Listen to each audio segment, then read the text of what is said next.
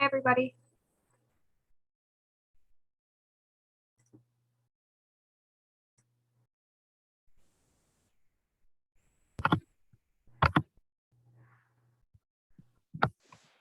Hey, Jesse. How are you? Good. How about you? Good. Hey guys. Hi, Audrey. Hi, Audrey. Hello. How are you guys tonight? Good. Frantic, but good. Get everything organized. How about you? Good, good. Yeah, good.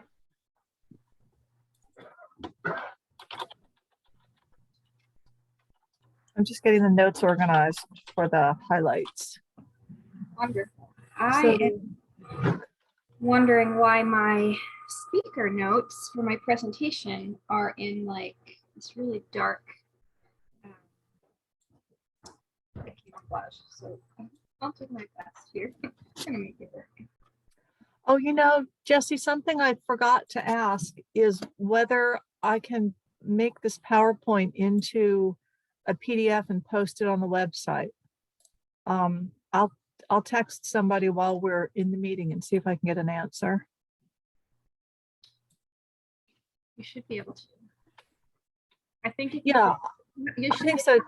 save as, and then it should automatically convert it And then just pop it up as a PDF. on the website. Yeah, just Yep. like you would share any other document. Yeah, should be I able agree. to. It should do that. Okay, well, we'll just try that then. We'll pretend it's going to work and we'll try. Exactly. I mean,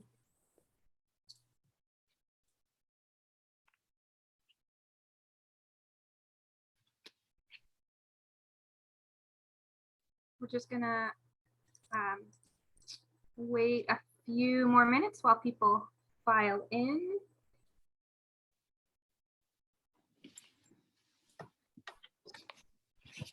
Right.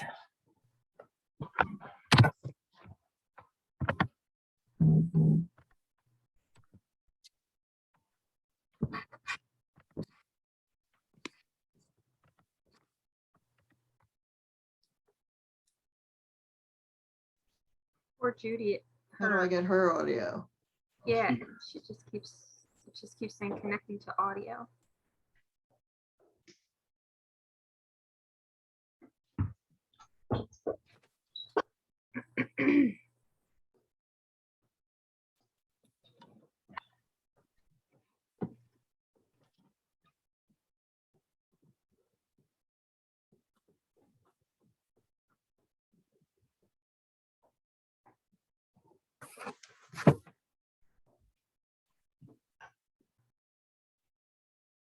How is everybody today? Great. Hey Judy, we can hear you. Your screen just kept saying you were trying to connect to audio, trying to connect to audio. Oh, I was upstairs actually, Okay. because of course we haven't had dinner yet. So George made homemade pot pie, crust and all. I am so jealous. Funny thing, my not homemade pot pie is sitting here steaming beside me because I didn't get to have it before, and it's cooling off and tempting me. So if There I you sound go. like my mouth is full at any point during the presentation, just ignore me. Absolutely. You know, we're always eating. That's why I always keep the camera off and keep us muted, because we usually eat dinner sometime between 7 and 8. And we actually had another meeting tonight. We're both members of the Bucks County Guild of Crafts, and we figured you guys were more important. Thank you. Just don't tell then. I would never. All right, I'm going back on mute. Thanks. Okay. Enjoy your dinner.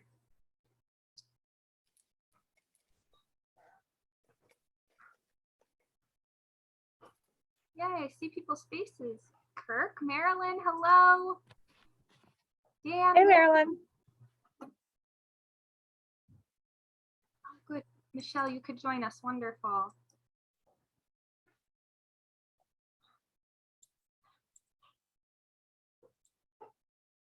Maya and Karen, hello. One of these days, we're actually going to be saying hi in person. It's going to be so exciting.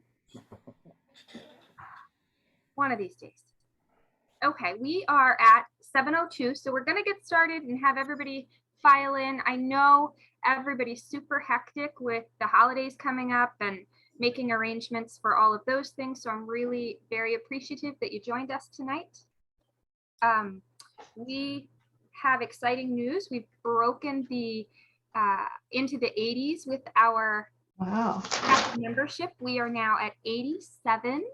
And I think that I even got another email today that somebody who had been in the Partners at Large group was moved into our chapter. So we may actually be at 88. I did not get to reach out to them, so I will have to send them the highlights and the recording link. But in case you've never joined us, our chapter consists of beyond the 87 members, we have our chapter officers. I'm Jessie, I'm the president. Audrey is on with us, she's the vice president and will take care of our thought of the month.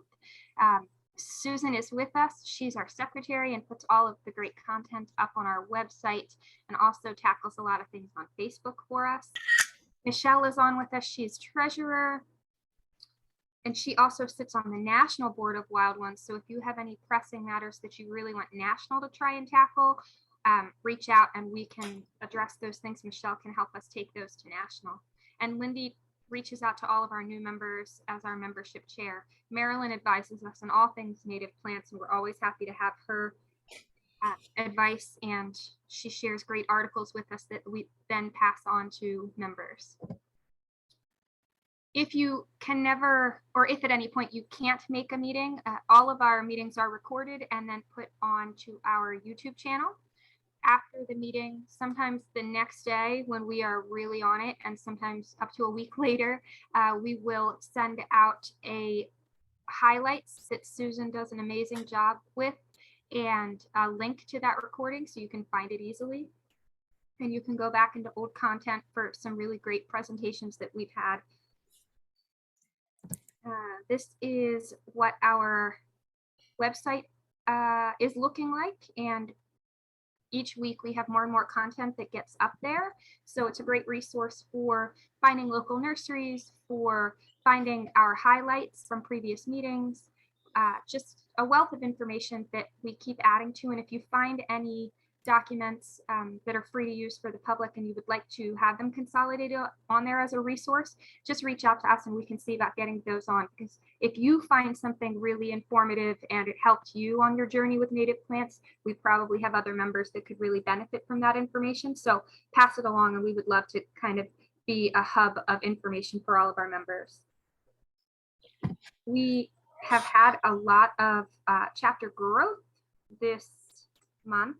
We had at least 8, if not 9 members join. And as you can see, just from this snapshot, we have members from all over, not just Southeast PA as our chapter title would lead you to believe, but as far as New Jersey, Maryland, as far west in Pennsylvania as York County, I believe.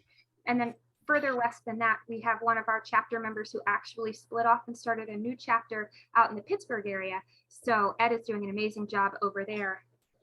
And in fact, he may owe us some pierogies if we're up to 87 in our chapter. And he wanted to challenge us to see which chapter would have the most members at the end of the year. I have to touch base with him and see if we owe him Philly cheesesteaks or if he owes us pierogies. Very excited to share with you, and I apologize if I am not saying this name correctly, but Jaja, potentially in Warrington, is a new member who I connected with actually on Facebook because she shared a really amazing story of how she is transforming her property, eradicating invasives and incorporating native plants. And she is really seeing an ecosystem develop there that is fascinating. And she has said that we can, as a chapter, take a tour of her property and see some of those invasive identification things in action, see the things that she's being freed up because of this. And so that will be a tour that we will take sometime in the spring or early summer as a chapter. So stay tuned for more information about that. before we go any further and have our main presentation for the night, we are going to talk about the thought of the month. So I'm going to hand it over to Audrey so that we can talk about decorating for the holidays with native plants. Okay, hi guys. So tonight we just want to give you some ideas of things that you can use in your decorating. And basically, Jesse did a great job of putting all of the pictures up. So I'm just going to kind of go through what they are. And then at the end, we'll show you some pictures of things that people have done online, putting these together. So first, we're going to go through some trees and think about possibly bringing some of these into your home as little tabletop trees, because even though most nurseries have closed for the season, there are still some that are open and they are selling these trees. And remember that you can still plant until the ground freezes. So if you want to get some of these in the ground, now's a good time to get them. So here we see Eastern white pine. And you can see you can use the branches with the needles, and then you can also use the cones. And the beautiful American holly. And I love this picture of the robin. Then we have Canadian hemlock. And the cones are super tiny on these. They're so cute. So also a good addition. And then we have Eastern red cedar. And of course, you can see the foliage as well as the quote unquote berries, which will be a little bit faded this time of year, but still beautiful and fragrant. Okay, lots of shrubs you can use. You see winterberry with the beautiful cardinal there that matches it. We have northern bayberry, red chokeberry, high bush cranberry, inkberry, swamp rose, and black and red chokeberry. You can see a beautiful cedar waxwing there. This is a cool one, I thought too. I think Jesse has Staghorn Sumac, right, Jesse, on your property? So I thought this was a really adorable picture, plus such a cool plant that we can use for decorations with the bright color and shape. Ooh. Okay, Jesse, we doing the ideas now, or we have a few other things, but okay, we can go ahead and talk about the things that you can make with the cones and the leaves. And keep in mind, as you're looking through all of these are pictures I grabbed from online, so they're not everything you see here is going to be native, but you can just get an idea for, form and just in general what you can use to make it your own using natives. So here you can also see some fruit. These are persimmons, which is a native fruit tree. And this is cool with the rhododendrons. This is actually from a picture I got from Edge of the Woods. And that nursery is still open Thursday, Friday, and Saturday. That's in Orfield, PA. And they have a lot of these trees that I was just talking about. So if you're interested in getting some of those, give them a look. Again, Edge of the Woods Nursery. And these I thought were really cool with the bottles, and also you can see here with the red twig dogwood. It's so beautiful in the yard against the snow, but also a really neat addition to planters. Just that you can't beat that color.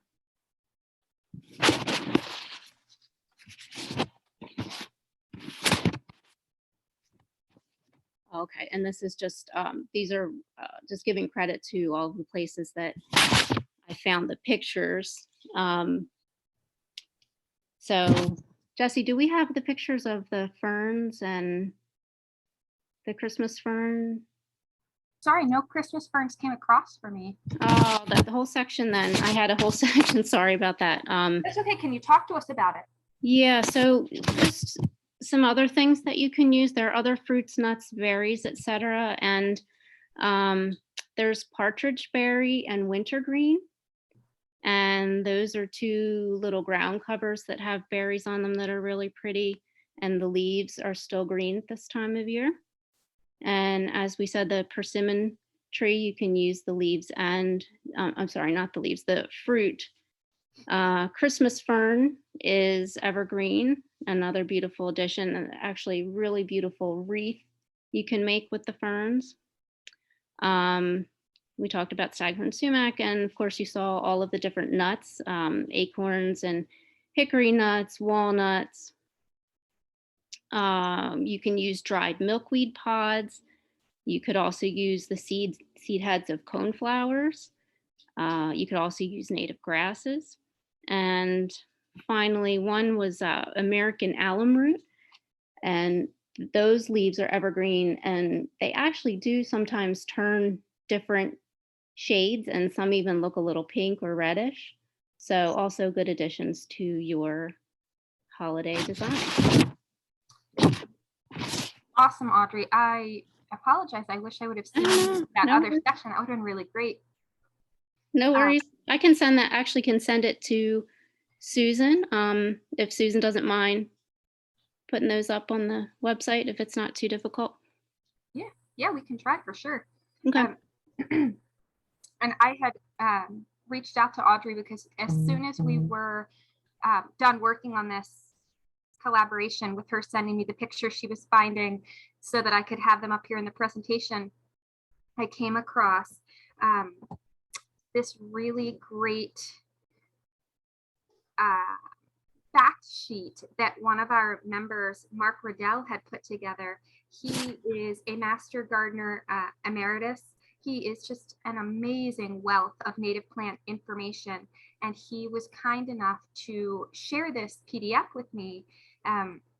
Susan, you can appreciate this. I don't know how to put a PDF into this presentation, so I had to do screenshots. So I apologize if it's a little bit grainy, but some of the information I wanted to make sure to pass along that he shares in this is that live potted evergreens can be kept indoors away from heat sources for up to 10 days.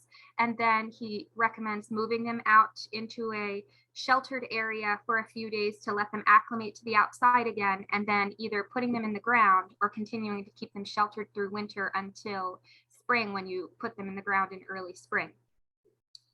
He recommends soaking native vines in water for approximately an hour to increase their flexibility prior to trying to form them into vines or into the bough sections for decorations.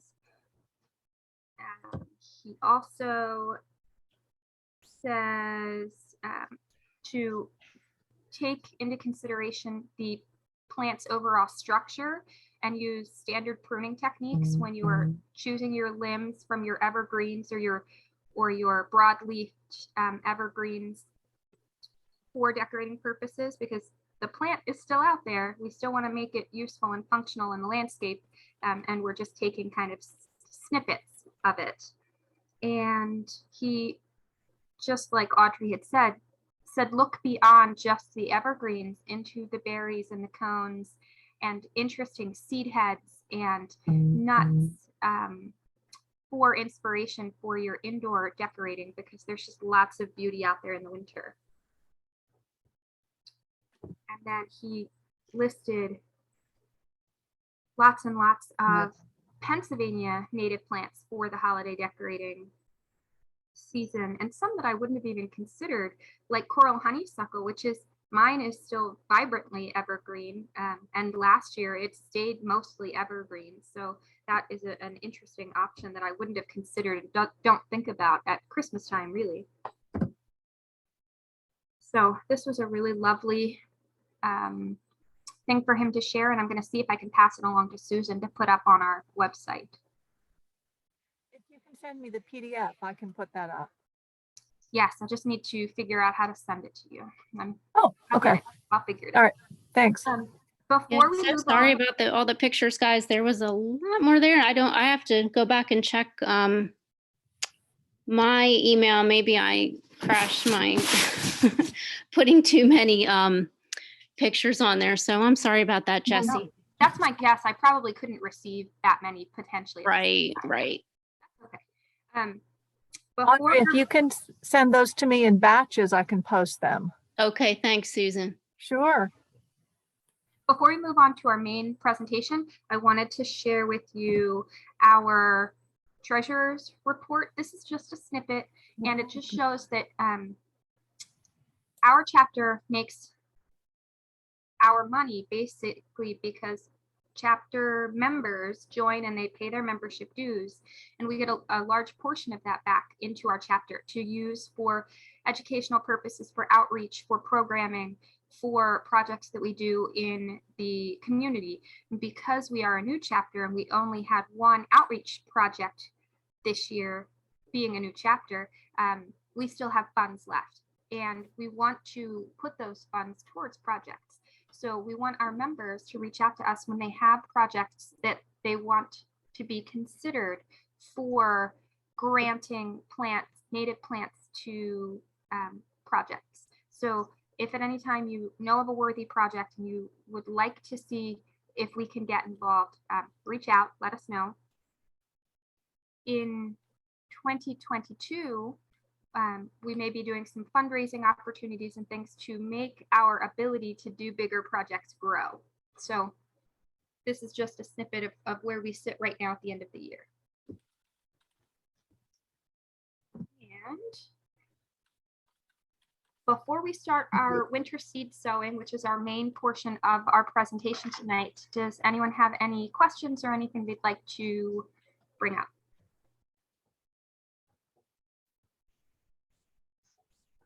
Nope. And I'm just going to check the chat real quick. Oh, it looks like Maya maybe put in a picture that I don't want to click on. I'm sorry, Maya, in case it would, anything could go wrong. I'm sure, I'm sorry. But we will see if, hopefully each of you on your computer can open it and look at it. For somebody who's not sharing their screen, they can click on it and see a picture of the wreath that my husband made and hangs outside our apartment. That would be wonderful. Yeah. So everybody take a peek at that from the chapter, from the chat.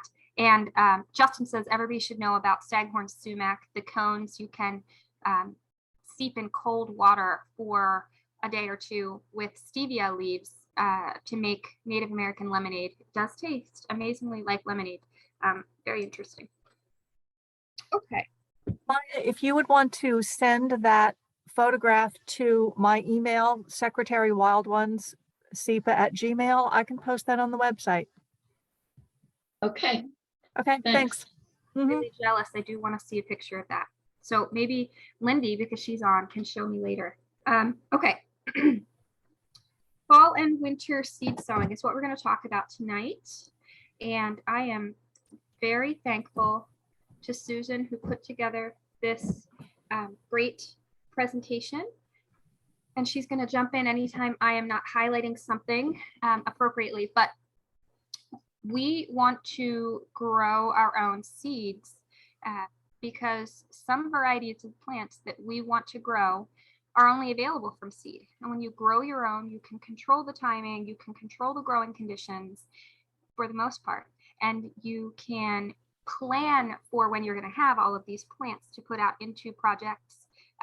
You can grow lots and lots of plants for a small fraction of the price that it would cost to buy those more established plants from a nursery. And as we've all heard over and over again with native plants, the smaller the plant is when you put it in the ground, the quicker it grows and the better it transplants, because it doesn't go through transplant shock. It doesn't have to try and keep up with all of the top growth.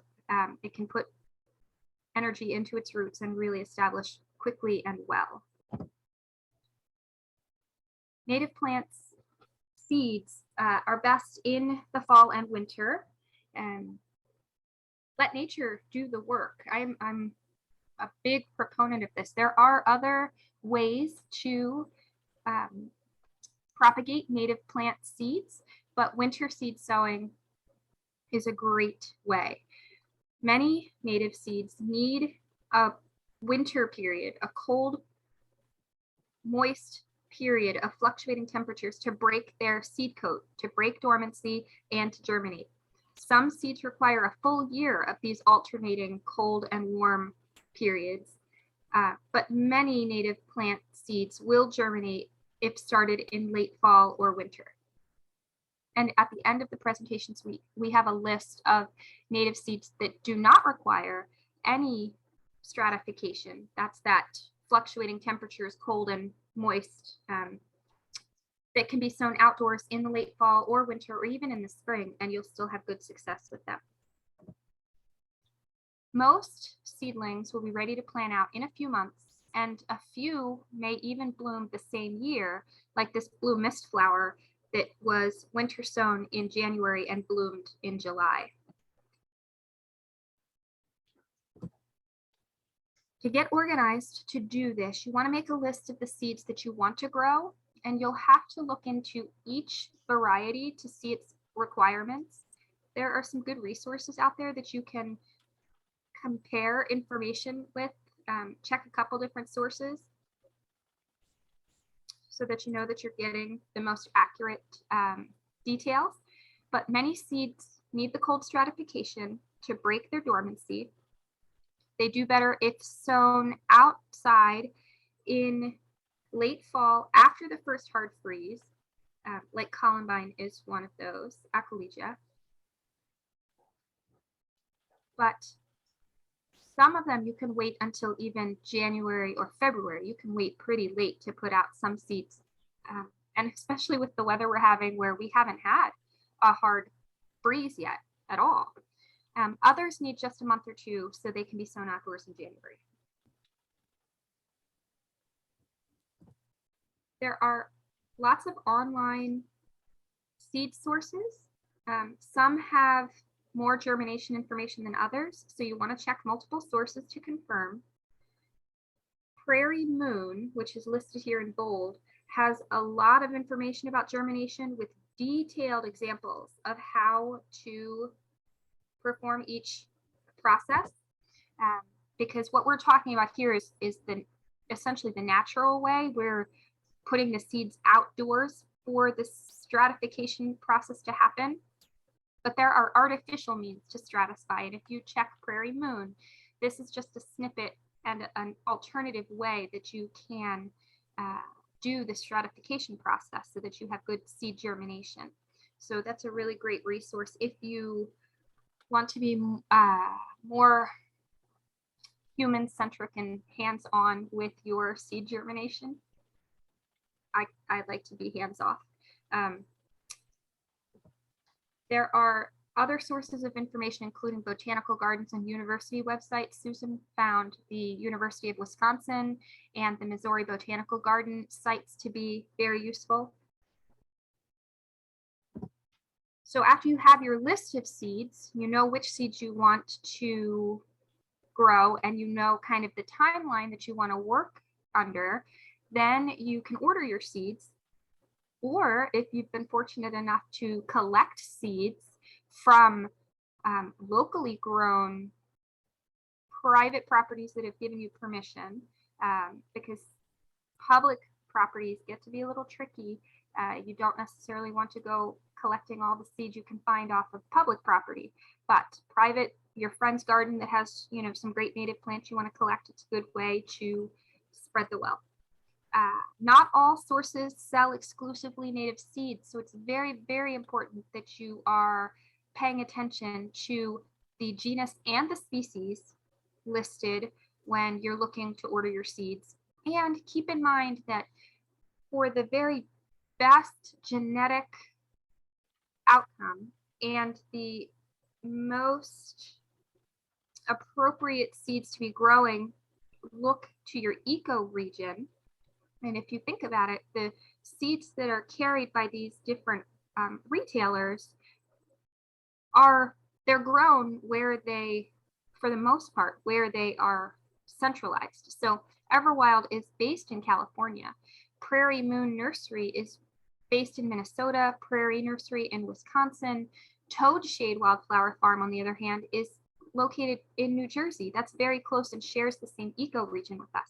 So while you can get a broader variety of native plants from other retailers, you may want to think about keeping it local and close, because that's going to match your ecoregion the best. And for the genetic diversity in the plants that have evolved here, that may be your best source for seeds that are going to do the best in this ecoregion. And then the Wild Seed Project in Maine is also, I would consider, a closer ecoregion to us than Wisconsin, probably.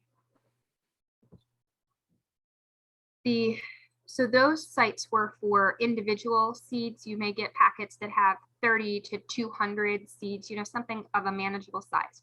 If you are trying to grow a large amount of seeds or trying to cover a large area, you may want to bulk order native seeds. Ernst Seed in PA is amazing, and they have you can order from them in an individual species, but they have a lot of blends that they typically work with. And then the American Meadows site, and I came across the Vermont Wildflower Farm, which is not by any means strictly native. However, they're not strictly native. In fact, they carry mostly non-natives, but their website had this really neat feature where you can identify wildflower seedlings, which comes really in handy if you have ever planted seeds and then you eagerly await them to come up, and then you're like, well, that looks like a weed. I don't know if it's what I'm trying to grow, or if it's something that's volunteering there that may be amazing or may want to take over the world and be a terrible thing. So I thought that this tool, I just wanted to point out that this website and this tool could be very much your friend when you're trying to identify what's coming up in your soil. So the supply list for growing our native seeds. Need the seeds, either your own seeds that you've saved or commercial seeds. Pots at least 4 inches square or round and must have drainage holes. Don't use the degradable little cardboard peated pots, because they'll disintegrate. They can't hold up to the weather outdoors. The rain and snow cycles just tear them apart, and you'll just have a mess of soil without really being able to grow anything. Terracotta pots tend to dry out too quickly to be used for this function unless, again, you're every day looking at it and really tending to them and staying on top of it. You're going to need labels. A dark pencil works really great for marking, and it holds up to the weather better than most, better than permanent markers for sure, but there are some garden markers that do okay, but I still find that a pencil works the best. Lightweight potting soil without fertilizers. Seed starting mix works pretty well, and there are a lot of eco-friendly options out there now that are peat free. Also, there are some times that you might need coarse sand or gravel to mix in as needed. If you're reading about your seeds and they really take high drainage, that might be something you need to add. Access to water so that you can water these pots, and you want to be able to cover all of your pots with something that's going to protect them from the critters that may want to get in and have those tasty seeds over winter. So this is just a picture of how you can start your seeds. In fact, as a chapter, we are talking about growing some things from seeds. We'd like some members who may have some experience with growing seeds, if they would like to grow some seeds for us for potential projects in the spring. We have these seed starting flats available that we can get those to you, or you can do it in individual pots. So it really depends on the scale that you're working and what you really have available to you. Jessie, can I ask you something? Yes. Do you start in those cells or do you use a larger pot like a 4-inch? I've done both. I've Okay. started in these cells. I wish that I had thought about it to take pictures to be able to put in here that I didn't, but I had good success with oh my goodness, sea oats that I started in these cells, and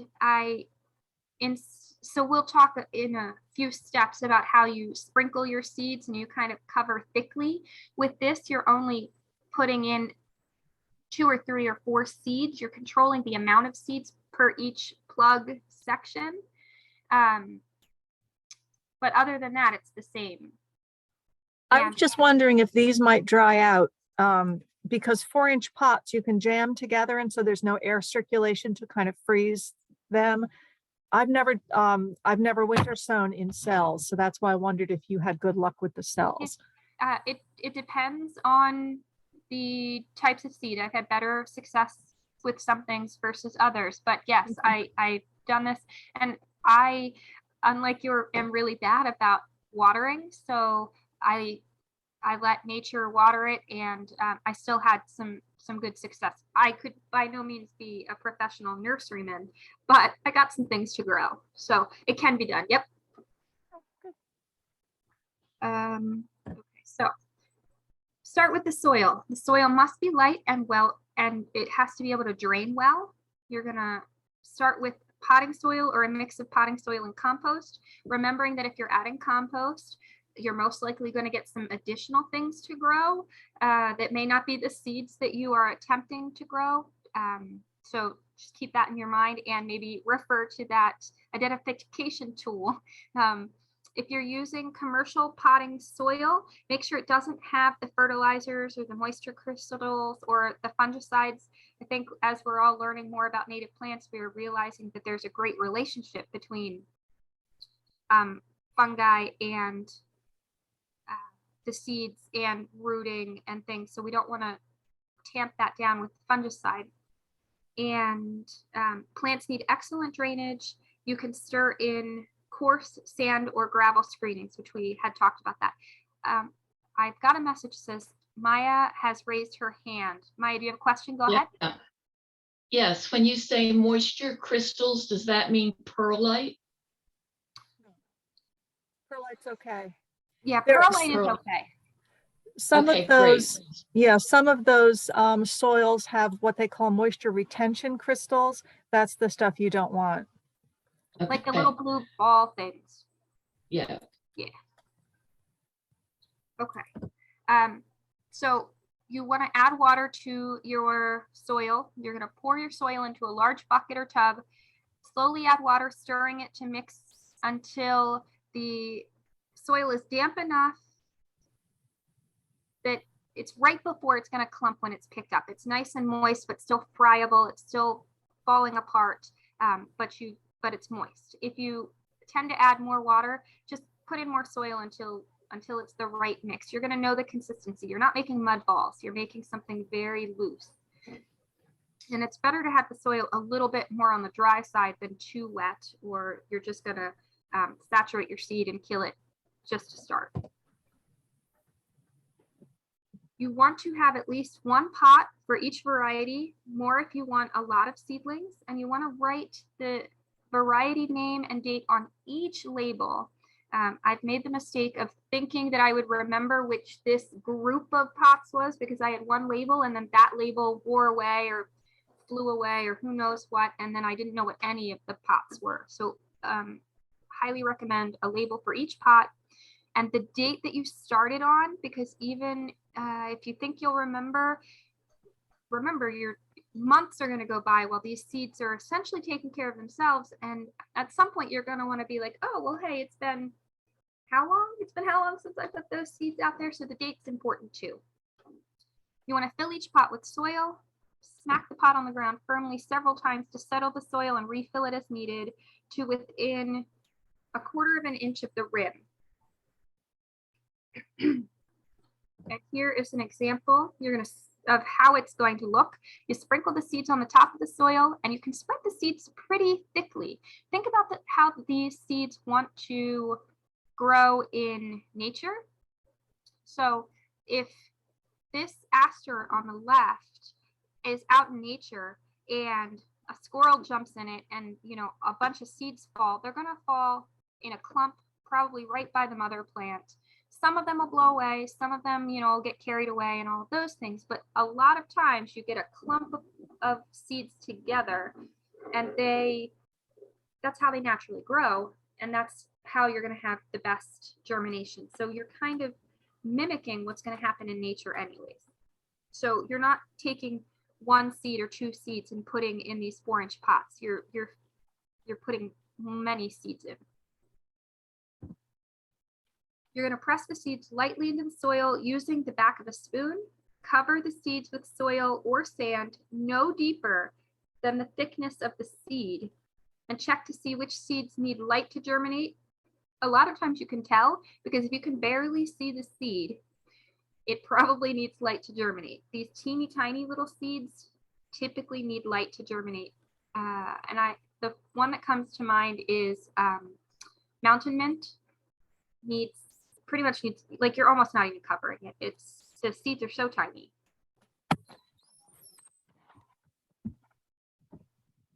You're going to water each pot lightly using a hose or a watering can with a sprinkler head, so the seeds aren't shot out of the pot as you're watering them. And then you need a good location to put your pots. They need to be a level surface. You can put them in flats. Make sure the flats have drainage though. Choose a location where they will get rained on. They will get snowed on, but they're protected from wind and direct sunlight. So in a shaded spot under established trees or shrubs where they're still going to get the weather, but they're not going to get the harsh parts of the weather. Avoid a location on gravel or asphalt or near the foundation of your house where they're going to soak up that additional heat.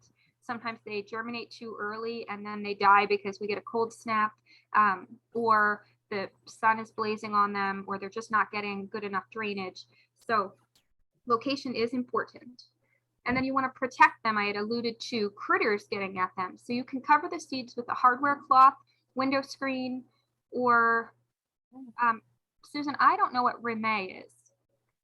Oh, Rime is, that's probably a brand name of that really thin cloth you can buy for row covers. A lot of vegetable growers use it. Gotcha. So anything that's really thin, there are different thicknesses of Rime. I would use the thinnest one. Okay. But not glass or plastic. We're not making a greenhouse. We are not trying to artificially heat these in any way. We are just protecting them from the birds who may be looking for an easy way to get some seeds all in one location. I've had voles come in. I've had squirrels decide that my seed starting was a buffet. So protecting them as best you can. Lindy asked about misting. Say again? Lindy was asking about misting. Misting the seeds to keep them moist? Yes, instead of the hose and the sprinkler. Yeah, I was just wondering if that would be more gentle on them.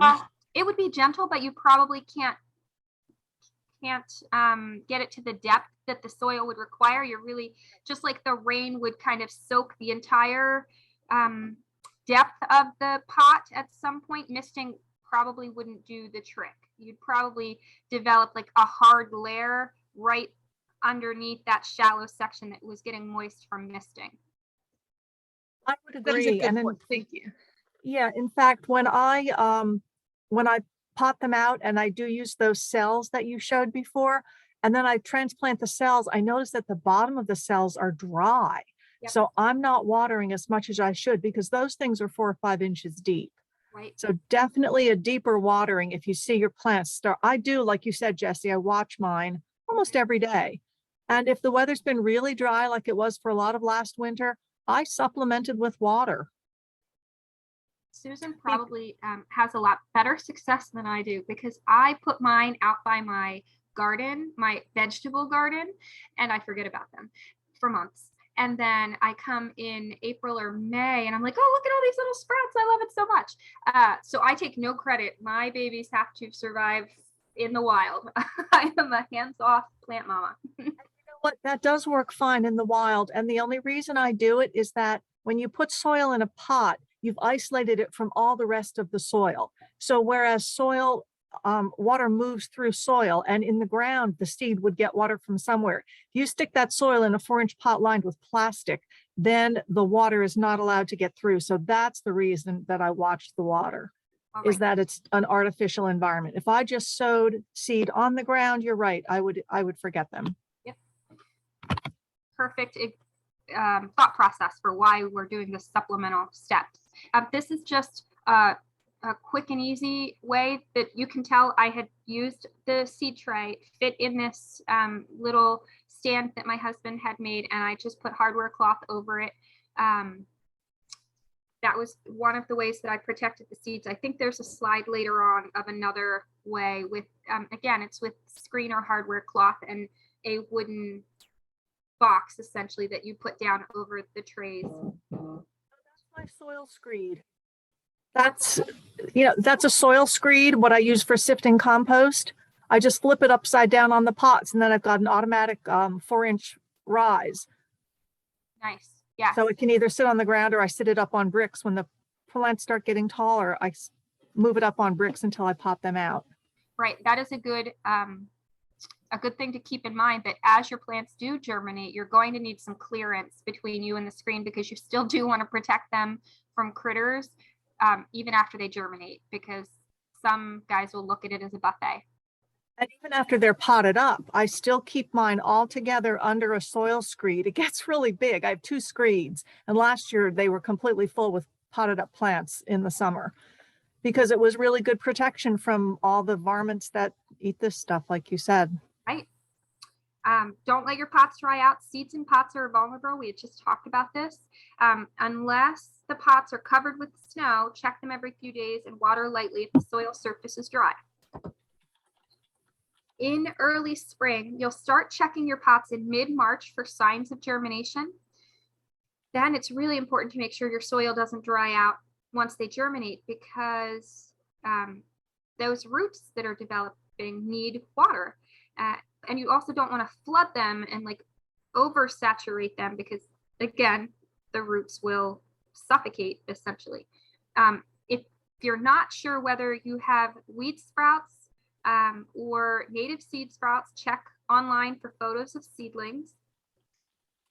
And you can post photos on the Wild Ones Facebook page for help in identifying seedlings. Some seedlings are very, very easy and almost iconic to identify, and others not so much. But once you get more practice with it, you'll be able to tell at least what is on purpose seedling and what isn't. Germination can be uneven. Some seeds have lower viability or just more finicky. And I believe that there is genetic diversity built into seeds, especially if you're getting them from like commercial growers where they might be coming from all over and mixed together. And some seeds, especially if they're outside of our eco region, are going to germinate at a different rate than others, just seed to seed comparison.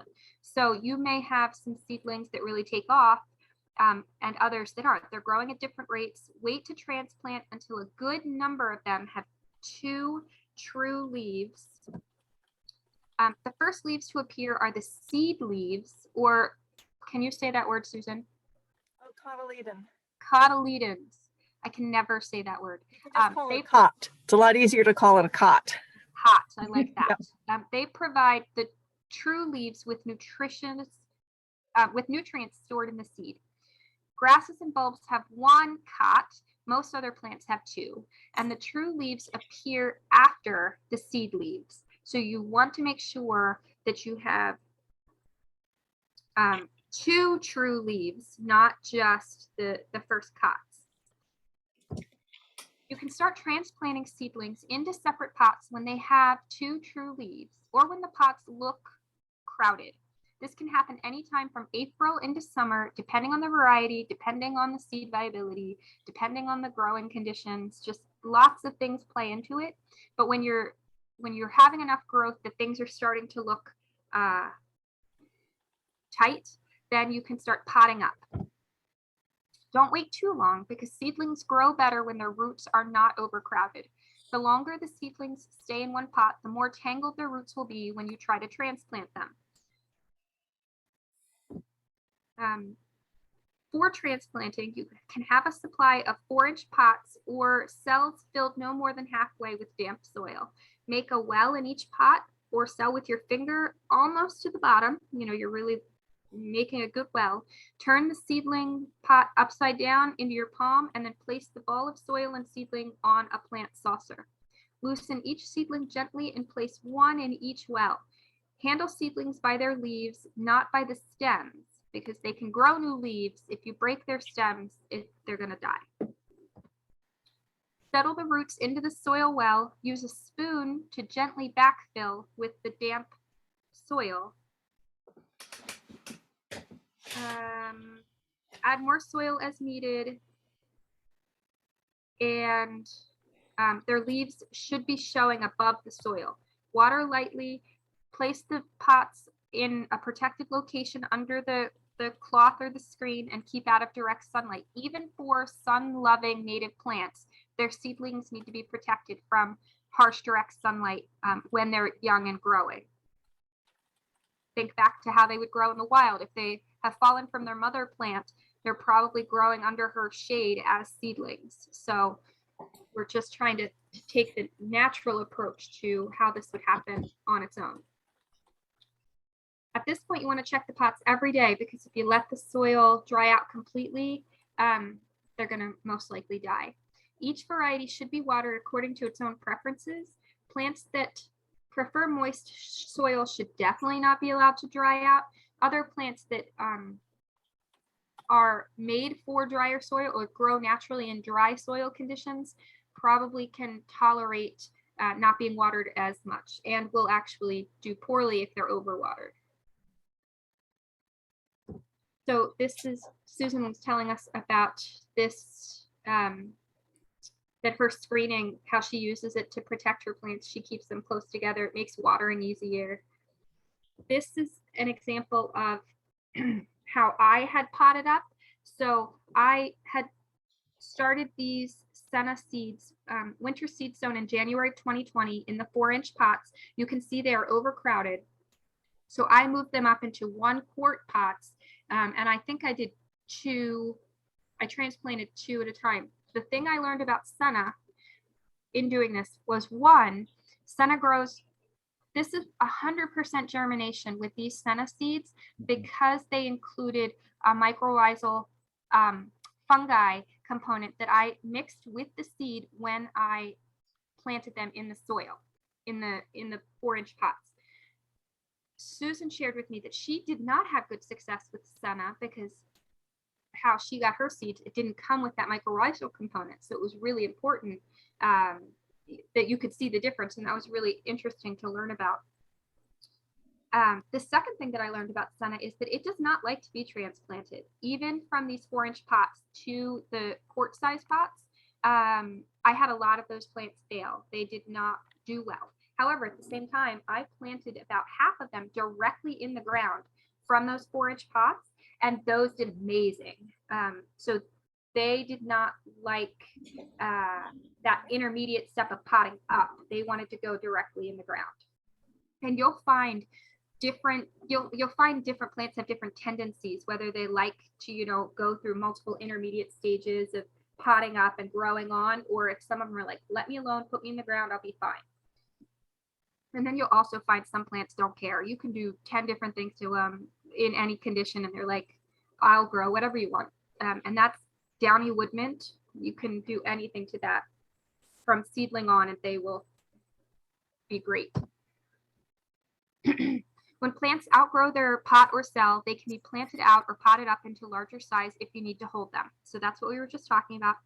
And Susan gives this example of echinacea growing on in deep landscape plug cells, winter sown in January 2021. Seedlings can be planted out as soon as they're big enough or have outgrown their pot. Depends on the variety and the size and also the project that you're working with. If you don't have a great way to protect your seedlings that you're planting out, you might want to hold them back until they're bigger and might be able to tolerate a little more of a browse if they do get, nibbled on by something. But don't be fooled by leaf growth. Many perennials concentrate on root growth for their first year. So even though you might think that your seedlings aren't doing very much, I bet if you gently, upturned the pot and looked at their root growth, you might be seeing a lot of growth. Check the bottom of the pot or cell. If you can see roots, it's time to plant out or transplant to a larger pot. And then this was that example I wanted to share. This is the senna. If you look in this picture back here, these yellowing plants, this is in September of that year that I planted those out. So they are probably 3 to 4 feet tall there. That first year, they were amazing. And then the picture on the left here, that's the following July when they were in full bloom and just gorgeous and covered in bees. So that was really rewarding to see how well they grew and quickly they became a full-grown established blooming plant. But many seedlings will stay small their first year. Be patient. They're growing lots of roots and will take off in their second year. The Red Activita. Thank you. Ratibida pinnata, full size and blooming in September of its second year. And there's nothing like seeing your plants that you grew from baby seeds bloom. It's very rewarding. Tutorials on fall and winter seed sowing can be found at the wildseedproject.net, which is a great resource for not only winter seed sowing, but also collecting seed, lots of information about native plants in general, but specifically about seed information, and ecolandscaping.org. So we put together some lists of some things that we had good success with germination-wise. Anemone virginiana, acalygia, which comes up like a weed typically. It's a short-lived individual plant, but it likes to reseed everywhere. So it does seed nicely and germinates well. The downy wood mint, which I said you can do anything to, and it will just thrive. Blue mist flower, Heliopsis helianthoides, penstemon, grandiflora, and hirsutus. I've also had good success with digitalis. That is one of those that I had good success with forgetting about. And I actually forgot about it in the 4-inch pots for over a year. They had gotten kind of like just pushed to the side. So in their second year, still in that 4-inch pot, I was able to pull them out and plant them directly in the ground, and they did great.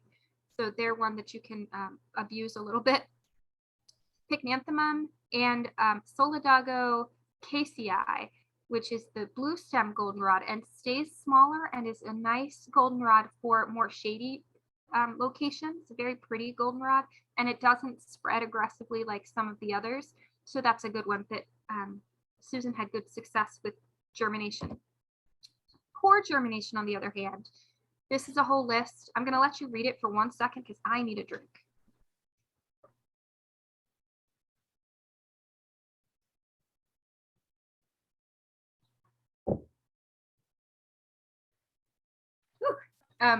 These might also not have germinated because I did something wrong. No, that was just my first year. Some of them, I'm going to try them all again and see if I can do something better. Yep. So this is just 1 year. And that was one of the asterisks. The Senna hebecarpa was, we had talked about having that mycorrhizal with it. And I agree. Some things don't germinate most likely because of maybe I let it dry out, or something happened that I could have done better with. So keep trying. Seeds are so much cheaper in relation to killing plants that you can try again with seeds and hopefully figure out where the issue is happening. This whole list is plants that don't need to be cold moist stratified. And the ones that are bolded, Susan has specifically had good luck with these germinating well. So this is a list that if time gets away from you, like it does with lots of us, and you are into March and it's too late, you're out of cold days to do your cold moist stratification, you could germinate these seeds without that process. So they can either be direct sown or they can be started indoors without germination, without a special stratification process. Or you can just wait until what is it, Mother's Day, when they say you can plant out your zinnia. You can do these like zinnia seeds and just direct sow them and they'll start, that season. They probably won't bloom that season, but they'll start their growth. The ones I started that are in bold, I started indoors the way I would start vegetable seeds, and all of them bloomed the first year. There you go. So that's very satisfying. Yeah, and they got that extra month or two to start indoors before they naturally would have outdoors. Yeah, it gave them all that different time. I have the Asclepius marked there special because some literature says that it needs to be stratified, but I have a friend who grows it consistently well and does no stratification to it. So I just wanted to put in there. It doesn't seem like it necessarily needs stratified. Maya, do you have a question? I see that your hand is up. No, that must have been from earlier. Okay, great. So before we move on to upcoming opportunities, I thought this would be a great time that we could talk about people's successes and failures or questions they have about winter seed sowing, about growing from seed. If anybody has had really good success, let me know. I'm looking here through the chat.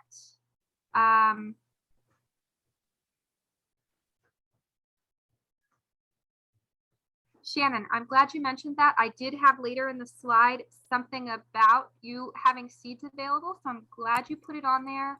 I think you may have added a couple to the list that I had from you, so I'm glad.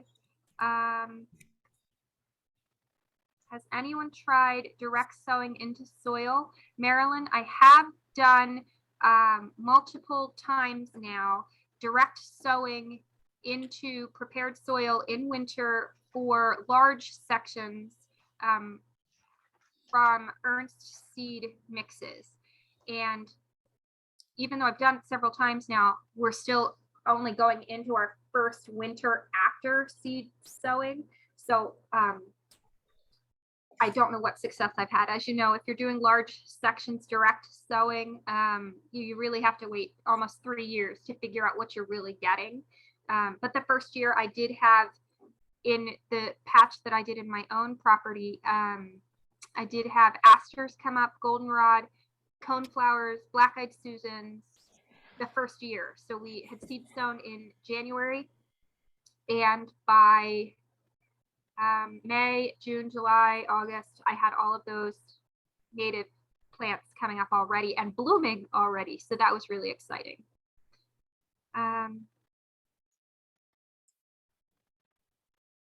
Zach says a book he read on planting pawpaw strongly recommend using mycos. I don't know what mycos is. Mycorrhizals. Oh, Okay, I'm not used to that abbreviation. Okay, gotcha.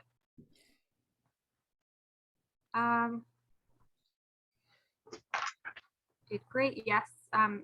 Echinacea is a one that you can direct sow really nicely.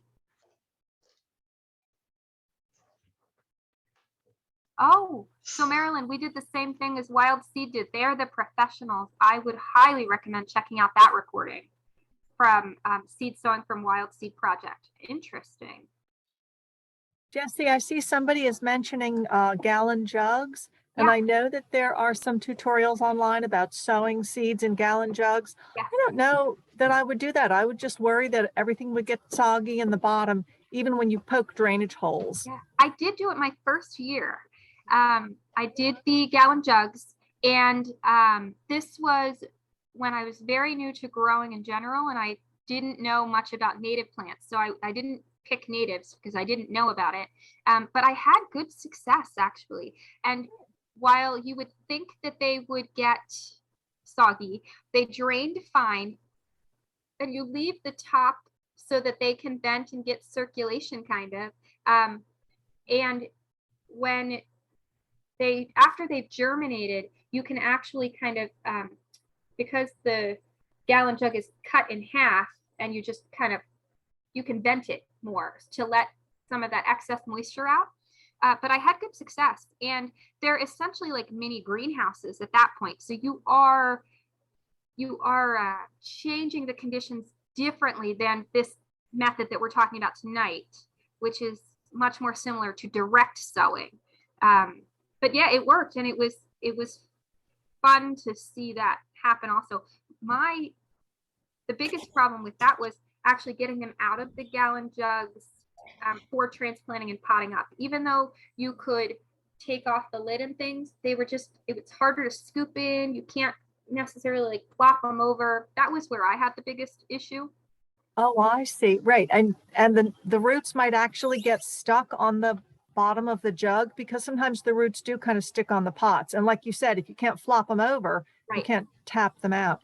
Yeah, I hadn't thought about that. Yeah, they were harder to separate. I had to pot up in clumps more than I had to with this direct sow method. But yeah, we were experienced winter sowing in gallon pots. I don't think that I've started in anything that big, but if you're doing a lot of them, I have seen people do it in a whole flat, like a whole I meant jugs. Oh, I meant jugs. gallon Okay. jugs.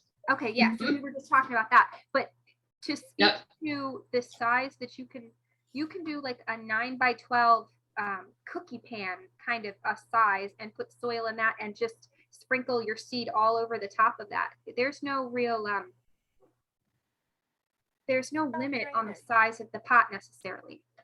No, but what about drainage on a cookie tin? Unless it's an old one that's got holes in it? Or if you're using the kind that are disposable, you can Oh, I see. And you know what I mean? punch holes in them. Okay. Yeah. Or there are plastic liners that are that size that you can use for that.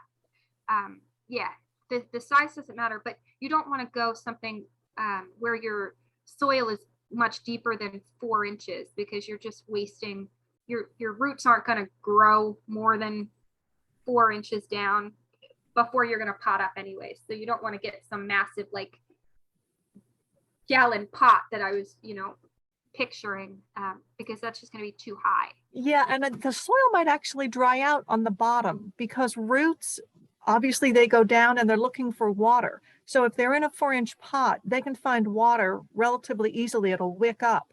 But if your pot is a gallon size, water's going to have a much harder time wicking up. And I think you could lose some seedlings, Right. possibly, unless you are very diligent about watering, Right. which is fine, works. Yeah. A lot of people, especially if they're starting seeds indoors, or they've done the artificial stratification process and they're still growing on indoors, will water from the bottom instead of the top anyway. So they're setting their tray of 4-inch or smaller individual pots or cells in a tray of water for 10 minutes or 15 minutes every other day to allow them to soak water up from the bottom, which is, again, a more natural way for them to accept water anyways. So something to I have to say that's what I do. Once mine are in 4-inch pots, they're all in solid trays, not vented trays, and I do water the tray from the bottom and wait till it's wicked up. And I keep the wet plants in one tray and the drier plants in another tray, so I can sort of I can change the watering schedule Right. depending on what the plant likes. Yeah. And so as you can tell, there's kind of you have to have a method and an organization to it. And you have to understand at least the plants that you're trying to grow and the conditions that they want to be in so that you can simulate them and give them, what they need.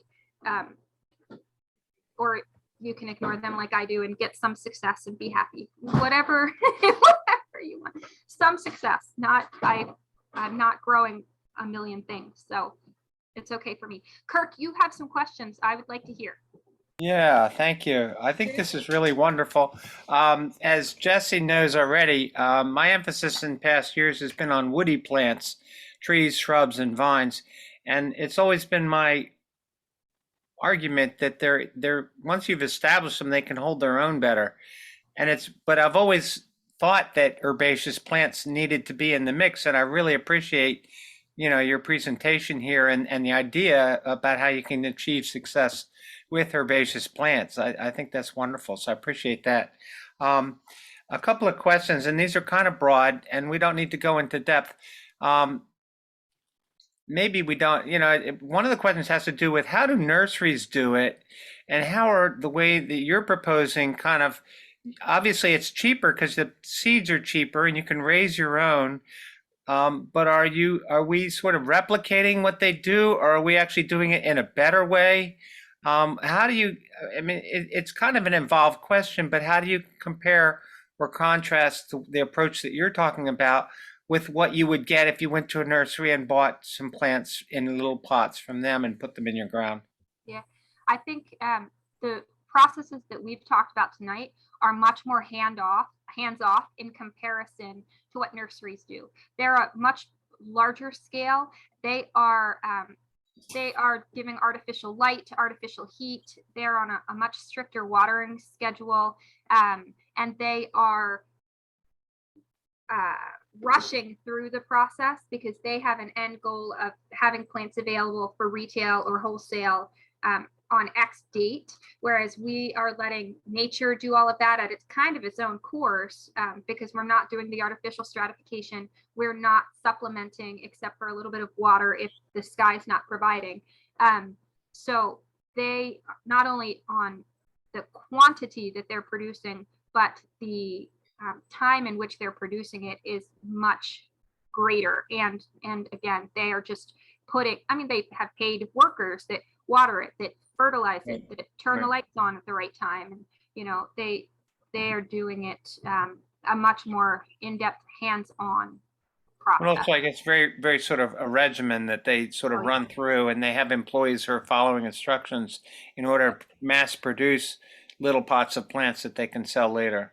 And even plant to plant, they can probably get a seed to germination, from germination to a sellable plug in, I don't know, what would you say, Susan? Probably 90 days or less for certain species, whereas we're taking seasons. Yeah. Because a lot of these seeds, if you look at the information online, they only need 30 to 60 days of cold stratification. We're putting them in the ground, in the pots in December or January and just waiting until April for germination. If I were doing this commercially, I would have them marked for 30, 60, or 90 days. I'd pull them out and put them in my indoor facility with, as Jesse said, the lights, the temperature control. Some of them germinate at warmer temperatures, so I would turn the heating mat up. You can really accelerate the natural process, but as Jesse said, why? We don't need to do that. Right. We can be more laid back, but that is why some of your seeds are not going to look like they germinate, like delphinium, for instance, only needs 60 days of cold strat, but it will not germinate until it's 70 degrees. So your delphinium will just sit there until June, and all of a sudden, oh, I have delphinium.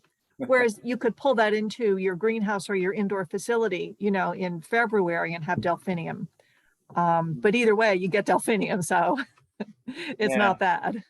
That's great. Another question, sort of in another direction. When we're buying seed from different parts of the country in different directions and so on, it has seemed to me that it would be a good approach to kind of allow your plants to grow and let them cross-pollinate and see which ones are doing better, and then draw your seed from those, so that there's a process of sort of pooling the genetics that you might get from different sources, and then seeing what works locally for you, and sort of progressing. So in my mind, there's there's a sort of multi-year strategy involved here in terms of finding plants that will work locally and work for us. Yep, and it's a great point that you bring up. There are some proponents that agree that that is a fine way to go about it. There are other people that disagree and think that you actually have the opposite effect, that you're diluting the genetic diversity here within the ecoregion by bringing in outside genetic material that may not be as well adapted, but for whatever reasons, because we as humans are kind of dabbling in it, we may artificially enhance their ability to take hold here, potentially displacing the ecoregion native genetics. So that's a huge topic in and of itself, but it's definitely something to keep in mind when you're thinking about where you're getting your seeds and what globally you're impacting, not just what you think is in your yard. So it is an interesting topic. Thank you. Yeah. Okay, so does anybody else have any other questions? Thank you, Kirk, for those very thoughtful questions. Okay, we're going to move on to a couple upcoming opportunities. I'm sorry this looks this way, but I wanted to let you know that the Endangered Pine Barrens Communities of Beltsville Agricultural Research Center is having a Zoom online that you can register for. And I thought those people who went on the Pine Barrens field trip with us may find this of interest. They're talking about Pine Barrens, not in New Jersey where we went, but in the Pine Barrens of Maryland. And Maryland had actually shared this with us and thought that anybody who had gone on that trip may find this interesting. The Zoom link is here. It's happening on December 21st. And if you're interested, this link will be in the highlights so that you can access that. I've often mentioned that the Ohio State University Bee Lab has some really amazing webinars, and they are in particular having a great series of webinars called Tending Nature, Native Plants and Every Gardener's Role in Fostering Biodiversity, which we should all find really interesting. They start January 7th through February 11th. They're every Friday for those 6 weeks at 10 a.m. Their registration process is so simple. You just click the register here and it signs you up for all of the webinars, or you can X out of them very simply. You don't have to go into each one individually. They are recorded. They are available on their website afterwards. They put on a really quality program for free. It's really great. So check that out. And then the New Directions in the American Landscape that was founded by Larry Weiner, who is a local author and eco-based landscape designer who's come out with at least a couple books. The Garden Revolution is one of them. He is having his yearly symposium, and it is expanding the scope of landscape design, ecology, people, and time. This is, you have to pay for this. It is of professional quality, professional-minded folks who put on a really good symposium. Wanted to let you know it's out there. Check that out. Very exciting news. One of our chapter members was kind enough, Chad, was kind enough to put us in contact with the show manager for the Philly Home and Garden Show. It is held at the Philly Expo Center in Oaks. And if you have ever been there, it is a really neat show focusing on, as you would guess, home and gardens. But they want to expand their ecological gardening presence in the show. And they they asked us to have a table there, and what a great opportunity for us to reach out to a lot of people who don't even know that they need to have native plants in their life yet. This is a unique opportunity because one, we'll be there with the Native Plant Society of PA, and they were not there previously either. So the two of us can really represent native plants very well. But this is an audience that isn't coming for this. So this is like reaching beyond the choir, where we're getting to people who we may not otherwise have access to, who think they're going there to see about a pretty patio they want to put in, or what's the newest thing that Comcast is offering, and then bam, we teach them about native plants, and they leave with the idea that they can save the world because of this. So I'm super excited that we have this opportunity. More information will come about if you're interested in coming to man the table with me. But hold those dates, February 25th to 27th, 2022 in mind, and let me know if you're available. I'll have more about times and all that stuff as we get closer, because Jenna hasn't shared all of those details with me yet. I'm looking in the chat. Thank you, Zach. Yeah, that's great. I think that link may have a video of past shows, so you can kind of get an idea of what it's all about. So thank you for sharing that. And then the next exciting thing, we are going to hold a North Creek order again. So get your spring planting in mind. The difference this time is that you must want to buy a full flat. We're not going to do partial flats. There were some complications with partial flats that became apparent once we started that sale, and we are going to stick with straight full flats. If you're interested, check out the North Creek Nursery's inventory. And if you've never been on their website, they have just page after page after page of inventory, but you have to pay particular attention to when the flats are available, the date they're available, and the date that you're looking for this sale is by, they have to be available by April 25th of 2022. You will write down your order, or type it, I should say, because you're going to email it to Susan, who's going to compile the order and place it for us. Orders will be accepted up until April 15th, but if you get on that website tomorrow and you decide what you want, you can email her tomorrow and let her know. However, there will be no cancellations, so you have to decide what you want and stick with it. We had some complications with our previous sales, going back and forth with, I want this, no, I want that, no, I want this. And it just really kind of impacts when you're doing a group sale to change inventory lists. So decide what you'd like, stick with it, let her know if you want one flat or two flats, and pay attention. Some of the flats are LP 32s, some are straight 50s, some are 72. All those numbers matter because that's how many plants you're going to end up with. So look for that.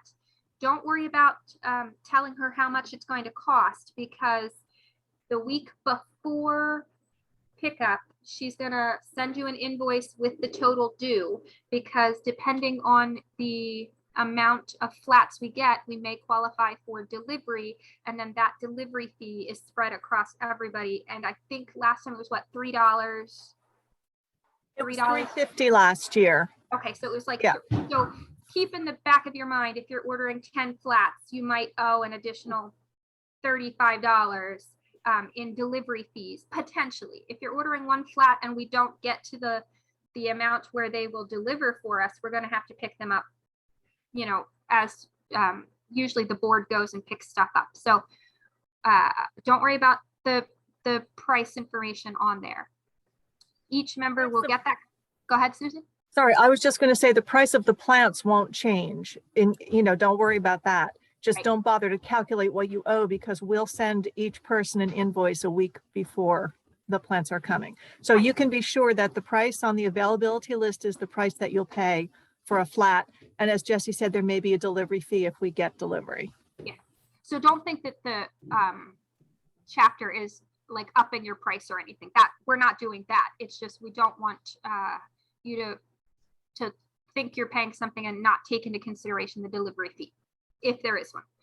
And then checks will be made to Wild Ones of SEPA and due at pickup at the time of picking up your flats. And that will happen the week of April 25th at some point, maybe that weekend afterwards. So Zach is asking where pickup is. And Zach, the answer is we're not sure. Probably it will be Jesse's house in Pottstown.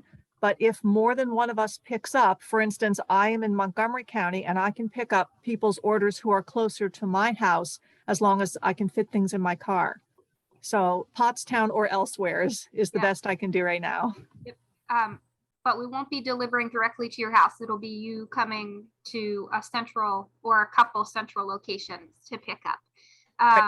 And the other thing I wanted to mention is if members are looking on the inventory list and have a project in mind for, say, the end of March, because you can typically start planting at the end of March, and you are fortunate enough that the inventory is available at that time, Susan has said she can put in an order for pickup at the end of March if we have, several people who have flats that are available at that time, and we can still then do the end of April pickup too. It would just be like putting in two separate orders. I can't guarantee that. When looking on the inventory, it's we would still have to make our minimum for that early order, which I think is $250. Is that correct? Actually, because we're established with them, we probably only need to do more than one flat. Like it's Really? not Okay. Yeah. Whatever the minimum order is, I can do an earlier order. Yeah. Yeah, it's just down to who needs to pick it up and where it goes and that sort of thing. Right. So that's exciting. I already have at least one project that I have in mind for this. So I hope that you have some aspiring projects in the spring that you have to take advantage of this for. And because we're doing full flats, if you want to get together with some friends in the club and say, hey, I don't need a full flat, would you be interested in taking half of my flat? You can split amongst yourselves. We are just, as the board and as Susan collecting the orders, not going to do that part of it this time. Are there any questions about that before we move on? Yeah, I have a question. I mean, it just seems for clarification, given the past conversation, the plants that they sell are locally sourced. Are they, a little bit better than getting seeds from other parts of the country by getting the plants from them? That it's a great question. I don't know where they source their seeds. They grow from seed. I know that, and they are a local company. That's okay. I've never thought about where they source their seeds, to be honest. Yeah, that's okay. I'm just kind of curious, given the conversation we had before. Right, and I bet you their website is very informative. They have a lot of educational pieces on it that they probably answer that question, where they source their seeds. And also that also brings up another point. They do carry a few things that are not native. So when you're looking at their inventory, pay attention. And they also grow some cultivars, which is again another topic of conversation, but pay attention to that also. And if you can stick with the straight species, it's best genetically when you can. Sometimes Jesse, cultivars the best some of their seeds come from Brandywine. Oh, that's wonderful. So that's super local. Some I've collected. Yeah, wonderful. Thank you for that, Marilyn. Hey, Jesse. Yeah. George Baylock. Are we going to be doing a fall one also? Most likely. Yeah, most likely. And so as our main mission here in Wild Ones, our main goal is to get native plants in the ground. So if we can help you do that by holding, 2 sales or more a year, and we have the members and the board members that are willing to put in that time and organizing and running to get them and all of that stuff, we want to do that. So to get more plants in the ground, yes, we will Okay. definitely, do that again in the fall. Cool, thank you. And it's great to plant in spring. It's also great to plant in fall and everything in between, if you ask me. But yeah, they're both great times to plant. Herbaceous Jesse. plants are really good in spring. Woody plants are even better in fall. Go ahead, Susan. You are right that once we're an established customer, which we are, there's no minimum order. So Yeah. we could order every month. We would just need somebody who can run down, get the plants, and I'm willing to collate smaller orders. It doesn't matter to me, large or small. The smaller ones are probably easier. So if people are interested in an earlier date than the middle of April, and if your plants are available, just let me know. And if there's a smaller order to collate, I'll just send out the information and we'll do that. That's wonderful. Thank you Great. so much. That is such a great benefit. Now, Kirk, this is members only. So if there's no other reason that you're interested in joining, this is one of the great benefits of being a member of Wild Ones, because not only do you get all this great education and all this fun on a Wednesday night, but you get access to this bulk order stuff. Yeah, that's great. It's so exciting to see the stuff that you're doing out there. I'm in Philadelphia, by the way, so I don't really have room for flats of plants, but it's great to see what you're doing. Yeah, well, so speaking to that, we used flats of plants in open space community projects. So I had a Girl Scout complete her gold award using the partial flats from our previous North Creek sale. And I am super excited to see the spring when her garden comes to life, because it should just be magnificent. So even though we don't have large spaces on our own properties, sometimes that's when you get to tackle the open spaces in community areas. So, okay, let's move on, because that's so exciting. Okay, so we've talked about this the last couple months. We have had 2 members send in some really neat ideas for chapter mottos, for chapter t-shirts. We're not quite at the stage yet where we want to release those for voting, but if you have some artistic ability or some ideas and you want to send them to me so that I can put them in with the running for when we do a chapter motto or logo to put on t-shirts, please think about that. Let's see here. Growing from seed, we talked about that tonight. If you're interested, I've had just a couple members who voiced interest in seeing about growing from seed for us for future sales or projects. We're still, in the planning stages of school curriculum partnerships. We've talked about a book club. Unfortunately, I know that Michelle is in the middle of a big move and very tied up. I don't know if that is going to come to fruition or not, but if you're interested in joining a book club where we would get together probably once or twice a month to discuss a book that we're reading, specifically native plant or gardening based, reach out and we can make it happen. We just need people who want to step up and try to lead that. Right now we have really dedicated board members that are making the majority of everything happen, and more hands make light work. Shannon, this was where I was going to mention the list of seeds that you have available for a seed swap, and I saw that you did that in the chat. So if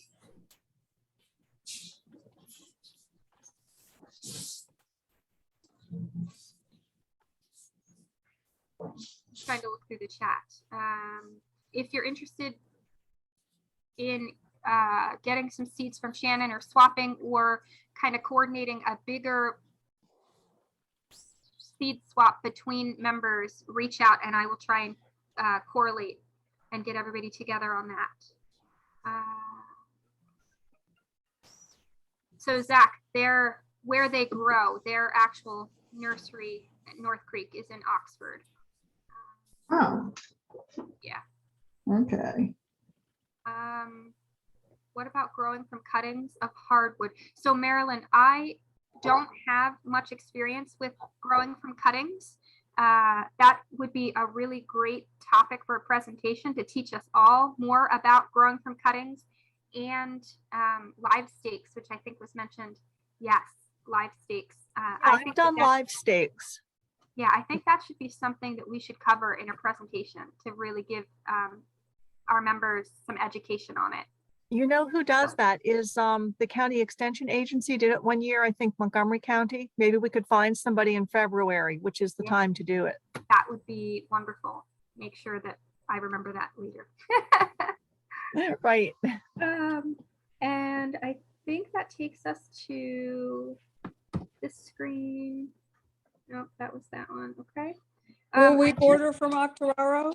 Yes, I do. We will do another order for Octoraro. I'm not sure if we'll do it in the spring or in the fall or both. I'm open. If people want it to happen, we'll make it happen. We had over, what was it? Over 200 or 300 plants go in our Octoraro foray last year. It was great. Really great. Those plants are doing really well. The ones that I got, I thought the quality was fantastic. The size was great, and they have just taken off. I was really pleased. Yeah, I have loved everything I've ever gotten from them, and their prices are outstanding. I actually just placed an order for, I do the horticulture chair for one of my bee clubs, and I placed an order for them, and their inventory is quickly diminishing. So if we do want to do that, it may be something we want to think about sooner rather than later, even if we're just, putting in the order for on hold for much later, because their inventory is going quick. Do they still have a limit, a required number? 5. The requirement is just 5 of each species. I don't believe we have to do a minimum number because we're an established customer. Great. Yeah. So that's another thing to check out. If you're interested, check out the Octoraro, see about their inventory. If there's something on there that catches your eye, shoot us an email. We can, preliminarily kind of put together a list.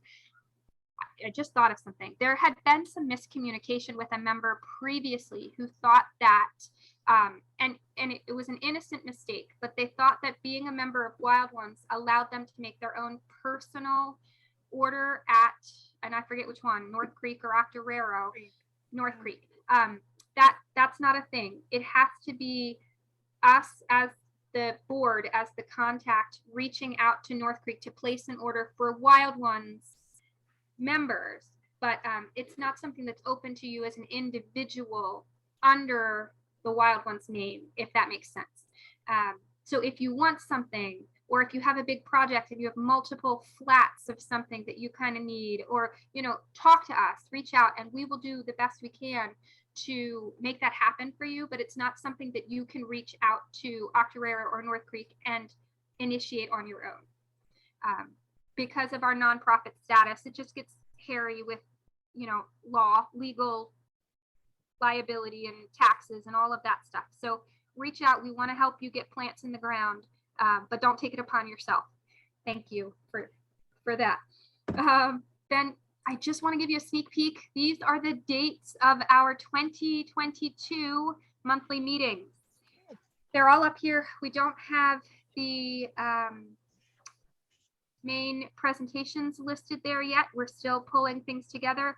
On top of all of these dates, there will be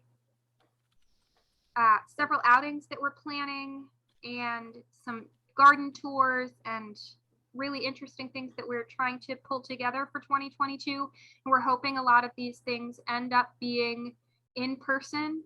The downside to in person for us, because we cover such a large area, is that we understand there's a large portion of the membership that won't be able to attend because it's not the right time of the week for them, or the drive would just be too long on a weekday, those kind of things.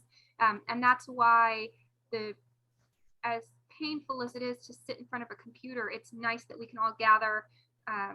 It's convenient in that aspect.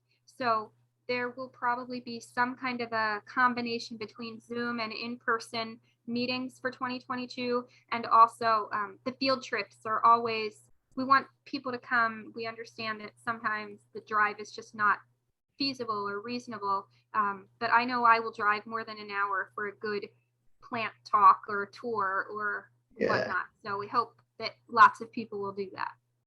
Jesse, when you meet in person, where do you meet? So that's a great question, because we chartered under COVID. We've never met in person. We had set up that we were going to be able to meet at Crow's Nest, which is a natural lands preserve in Elverson, for a lot of our meetings, but COVID put the kibosh to that. So we've never met in person.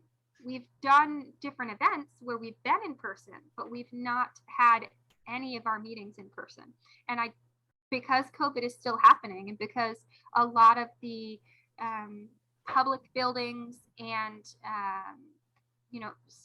spaces open to public gatherings are still not allowing large groups, we don't have a plan yet. Okay, I was just wondering. Yeah, it's a great question. I wish I had an answer. But again, I circle back to that. No place is going to be ideal, because our member who's over in York County, it's going to be really hard for him to get to a meeting that we have, especially if we have it at a place that doesn't have AV connection and we can't do a dual Zoom at that time.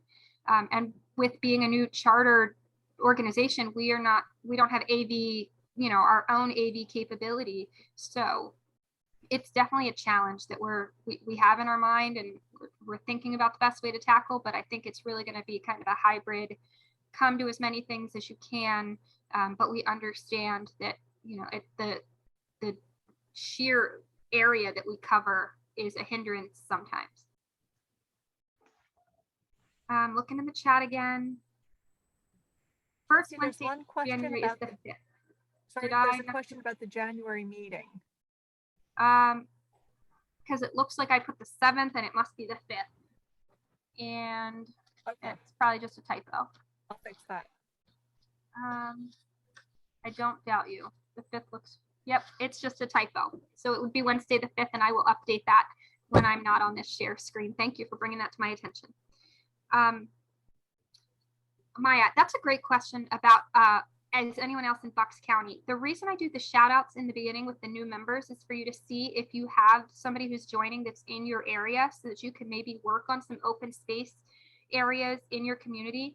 I have this lofty goal in mind that at some point I will have enough hours in the day to put together this great visual of a map of and a little pinprick for the areas to show every member, for you to see, like, hey, you have,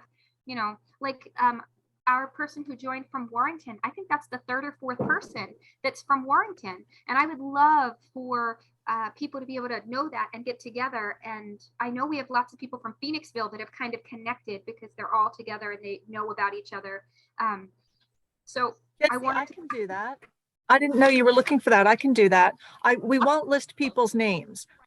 I think what we should list is the municipality. Yes. So it might say Warrington Township, 5 people, Bridgeton Township, Bucks County, 2 people, and that can go out to all members. And then if a member is interested in meeting someone else, obviously we'll ask permission before we share any emails. We do not share our member emails with anybody. No one has access to them except the board, unless the person consents. So I can put that list together if you'd like. Yeah, that's wonderful. And then that at least gives you a visual and the idea that, hey, there are people, let me see if I can reach out to them and we can do some neat stuff in open spaces in our community. Yeah. Marilyn, yes, all the meetings as of right now, and especially if they're Zoom, will be 7 o'clock. If we're meeting in person, we may alter that depending on what we're doing. That's a great question, but typically the standard, while we've been meeting in Zoom land, has been 7 o'clock.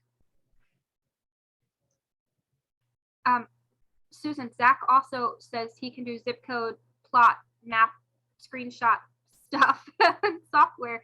If you need to reach out to him for any of that, that would be lovely. You guys, that sounds wonderful. Okay, thanks, Zach. he's now touting how quick he could be at it. So, you know, you guys fight amongst yourselves about how to make this magic happen. I love it. And he gave you his email there, Susan, in case you need it. All right, guys. I think, yeah, Zach, the sweet goldenrod is a very interesting scent. If you like anise, there's several plants that have that scent. Some people, that's one of those you love it or hate it kind of a scent. Okay, so that's all I have for tonight. I am going to take it off sharing so that we can stop share so I can see everybody's faces. There we go. Does anybody have anything else they'd like to add? Some of you I haven't seen in a couple months, so I'm really glad you could join us. I'm on a Facebook native. I forgot if I said this last time, but I'll say it again. On a Facebook, and I have a sore throat. My daughter got me sick. She's 2. But anyway, on Facebook, there's this native plant group, and someone put up a sign on their property that was something about a watershed. It's watershed. Stop me if I said this. You didn't. It's watershed certified, and Yes. that's a fairly new certification. Yes. His point, and I think it had some merit. Not everyone cares about birds, bees, and bugs. You know, there's some people that like the water cleanliness or the water stormwater management angle of native plants will resonate to them, and I thought that was an interesting point. That is a very interesting point, especially, and your broader point that different things will hook people in. Yeah. So it might not be the bugs or the birds or the plants. It's the water then. It's something can draw them in. And I think that it's important to talk to people about all of those different things because you don't know which one is going to be the trigger that gets them really hooked. That the presentation, oh good, thank you Shannon for sharing that. I was going to say that certify your property for the watershed. I'm putting together a presentation for my township that covers 12 different programs that you can apply for or sign up for to certify your property under different categories, you know. So once I have that presentation done, I will give it to Susan to put up on our website so you guys all have that too. That's one of the programs, the watershed friendly, the like Monarch Watch and bringing what is it? Not bringing nature home, but Homegrown National Park. All of those things. So I'm presenting to And Birdtown. And Birdtown, yes, that's on there also. So I'm doing 12 different programs to teach the standard citizen of a township, hey, you know, these are the things you can do to manage your property in a more eco-friendly fashion. So keep an eye out when I have that up there, then you guys can get all those beautiful signs to put in your property and start the conversations, whether it be for water or bugs or birds or whatnot. Pollinators. Pollinators, yep, that's the big word now, pollinators. Yeah.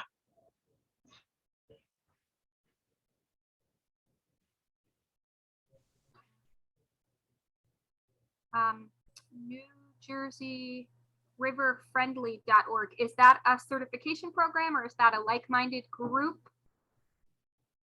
Michael? It's a certification thing. You get a sign. Okay, I will check it out. I kind of have a sign addiction, I think. I've developed this. Interesting. Okay, I will check it out. Maybe I'll have to spread my presentation to more than 12. We'll see. I just want everybody to kind of be aware of these programs and the different qualifications, some of the applications, like if any of you've ever checked out the Master Gardener, the Penn State Extension Master Gardener Pollinator Friendly Garden, that application is so enlightening just in itself. Like for somebody who picks that up and doesn't know anything about native plants, it is a whole education just reading the application. And I think that's such a lovely thing to be able to start an education and aspire to something all in the same document is really a testament to the good work that they're trying to do.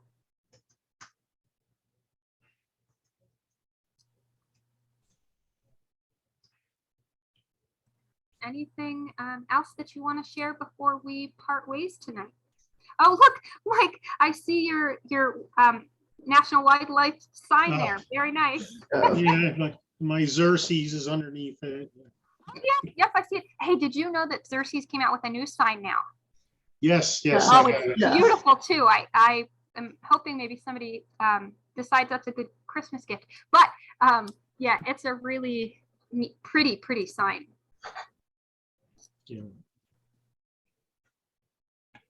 Yeah, I have. Get that in there, Lindy. Potentially, I only have a couple family members on here tonight, so we'll see if they're paying attention. There's also this Pollinator Pathway organization. Yep. It's more up in North Jersey, but they're aligned with Ptolemy's principles. And yes, you can sign up with that, get on a map. That sign comes in 2 different sizes. Yes, Mike, I think I'm going to just let you do my presentation. And there's V City USA. Oh, that's another. I think I have that on my list, Karen, but thank you. I'm yeah, that might be part of Pollinator Partnership. I do have Pollinator Partnership, and they have a really interesting one because theirs for essentially private properties is called something like Bee Friendly Farming Garden or something. Farmers, they do a lot with farmers. Yeah. So, yeah, This is just a comment. I have one neighbor, he doesn't spray his lawn and he picks up all the leaves and put them in nice bags. And I took all of them. There were like 20. I put it beyond my shed. And maybe I'll use it for mulch. Maybe I'll let it compost over a long time. Who knows? But it's just so funny. It's trash to them. Isn't it crazy? Don't trash it. Don't trash it. Yeah, my friend lives in a town that's like all wooded lots, very big whole acre wooded lots. And I go there to visit him and all the leaves are piled up on the street to be picked up. And it's like, they could be spreading them in their wooded why lots. are they throwing them out? Why are they? It's insane. It is insanity. So you'll see a lot of places that say, go, gather those leaves and mulch them up and, put them on your garden beds. Well, you're shredding up baby caterpillars and baby butterflies. Yeah. So what I would recommend instead of that, either in those bags or in an area of your property where you can let it go, dump them all out and let them for a season.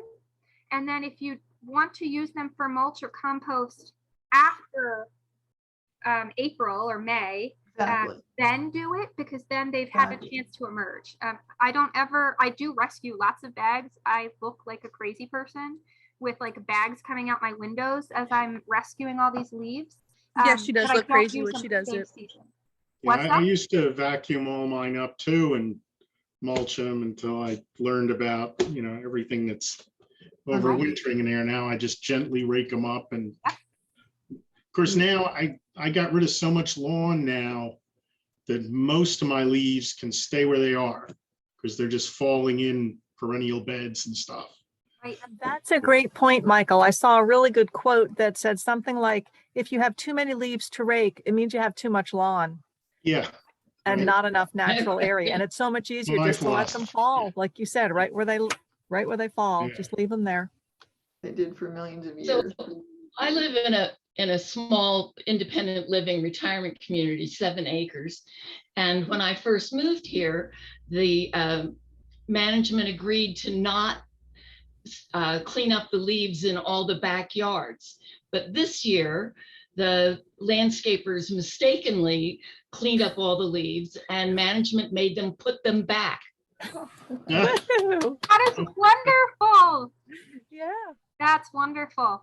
And I saw your comment about Go Native Trees. They do an amazing job, seed grown trees.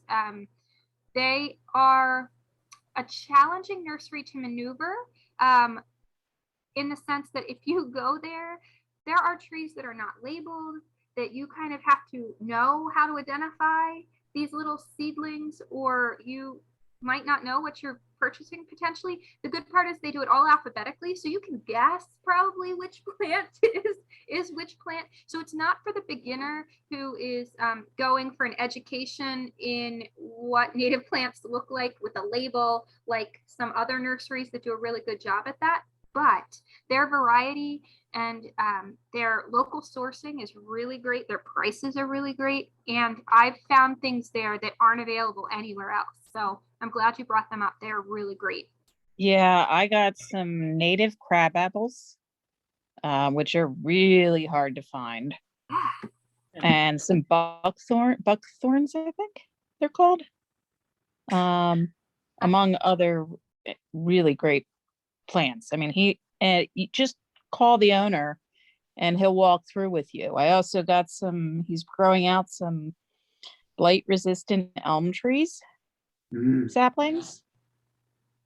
So he has just an amazing assortment of really difficult to find trees. So it was fun. I came back with a lot more trees to plant. I don't know where I'm going to put them, but they're there. Great. They have they keep their inventory fairly well up to date online, and you can reach out to them and let them know. I found American Beautyberry there, which is almost impossible to find anywhere. And I got them at a really good price, and they held them. I think I found them on their inventory in, I don't know, something like December, and they held them for me until April. It was really great. I have American. Do they require, are they male and female? Because I actually found two and planted them. But I don't know if I need a male and female for them. No. We have one on this campus and we have only one and it has berries. So. Okay. No, they're not monoecious. Okay. I've just got one and it's got berries. Jesse, Collins Nursery in Edge Hill always has American Beautyberry. I know it's a real hike for you, but they do have them. I got all that I will ever need. I hear that in a few years I will have even more than I will ever need. But do they reseed well? I've heard that. This is my first year having them, and I got them as well established. They were in 3-gallon pots. But people tell me I will have lots in future years. Because the non-native reseeds like a champion. And I just ripped all of my non-natives out and I have one native. So I'm waiting for it to do the same thing. And I hope it does. Yeah, I hear that it will. Give it a couple years. Okay. How do you know if they're native or non-native? Because I'm not sure that mine may not be native. Look online. There's a way to tell from the flower clusters. And it's very clear. So the leaf of the native is much larger and it's lighter colored. And the berries, it probably speaks to the flower cluster also, but the berries on the native hug the stem. They do not have their own little tiny stem. Yeah. Yeah. They circle the branch, whereas the non-native hang off the branch by individual little stems. I'll have to check. There are distinctly easy identifying features to both. Okay, thank you. Yeah. And if anybody happens to come across Winterberries, I'm looking for both male and female. Oh, they're everywhere. Yeah, I know Edge of the Woods has straight species and lots of cultivars. And Octoraro actually too, if you look on their inventory, they will have it. Cool, thank you. Yeah. Now that would be Octoraro because they're wholesale. That would be if you want that, and we do a sale through the chapter, but they usually have it. Night, Okay, Maya. cool. Making sure I'm not missing anything. Birds love the crab apples. Beautyberry at Redbud. Yeah, Marilyn, you seem to get lots of babies. You always have spice bush babies and beautyberry babies, so that's exciting. We'll have to do a baby swap sometime. I have oak trees too. I have oak trees, baby oak trees. I can't even bear to chop them up. They're just. And I might have viburnum, but I have to check. Oh, do you know which type of viburnum? Lentango, yeah. And I have to check. Yeah. Yep. I don't know if any of you are as passionate about your viburnums as I am, but I definitely have a favorite. Who agrees that Viburnum nudum is the prettiest viburnum there is? I agree. Absolutely. I have no idea. I don't have it. What's it look like? It is much more upright and vase shaped. The leaves are upright oriented instead of most of them that hang down. Like the Lentago is more like downward facing. Yeah. They're the leaves are much more ovate, and they have spectacular fall color, like these purples and reds and almost pinks. They're beautiful, but their berries hang on and they're this vibrant, like blue color. They're just spectacular. I have some maple leaf viburnum with beautiful red fruit. Yes, and those have a really interesting fall color too. They are very pretty in the fall. And then I have to say, maybe I love them all. The trilobum has the prettiest leaf break in the spring. Like their newly emerged leaves are the prettiest of all the viburnums. You just can't go wrong. Everybody should have all the viburnums. They're just so lovely. Are good. Yeah. And the birds love them. Yes. Do you have deer viburnum? sometimes? What's that? So do the deer. Oh. Well, the deer will eat maple leaf, so I only have one. They don't eat well, they do eat dentatum, so I have to fence it till it's big enough. They won't eat prunifolium, that's all right. And I've never had nudum, so I'll have to try it. Is nudum the one with the Brandywine is one of the varieties and Winter Tour is another? Yes. Yeah. Yes, Okay. that's the one. Yeah. Thank you, Marilyn. I think they like moist soil. Is that true? Probably. I think And they're that's pretty. why I don't have them. They I grow think they're in pretty general. Yeah. They grow in medium soil. They I don't see have. here, they're also edible by humans. Yeah, I think a lot of the viburnums, it's probably a palate choice that they're not, super tasty, but edible. You can eat anything once. Good one. Mushroom, That's good. mushroom growers. That's good. Do you have trouble? Do you have trouble with the viburnum leaf beetle? I don't. I haven't yet. I've had my oldest viburnums I've had for 4 years. I've never had problem yet. I haven't either, and I've had some for like about 10. Yeah. Well, I've had dentatums for 10 years and prunifolium, and there's nothing on them. yeah, my dentatum got totally defoliated, and so did my trilobum. Ooh. So, Back. but a wasp came and took all the caterpillars in the spring and cleaned it up for me. It was amazing. So that sounds like a perfect little ecosystem right there. I love that. Yeah. Well, except for it was a European hornet, so it wasn't really native, but It still did the trick. job. It did the trick. Oh, Erin, thank you for putting that in there. You had said that, and I love that. So Erin found a really great, fairly local source for blueberry bushes that are grown, you had told me, they're grown very ecologically friendly, $10 each for 3-year-old plants. So they're well established. And I saw some of the plants that she had gotten. They were lovely. So she's willing to pack her car full if we have members that want to pick them up from her then. Because even at Octoraro, they have seedlings typically for blueberries in the like long tube, I forget what they're called, the tubeling pots, and they're like $4 or $5. So if you can get an established plant for $10, that is a great price.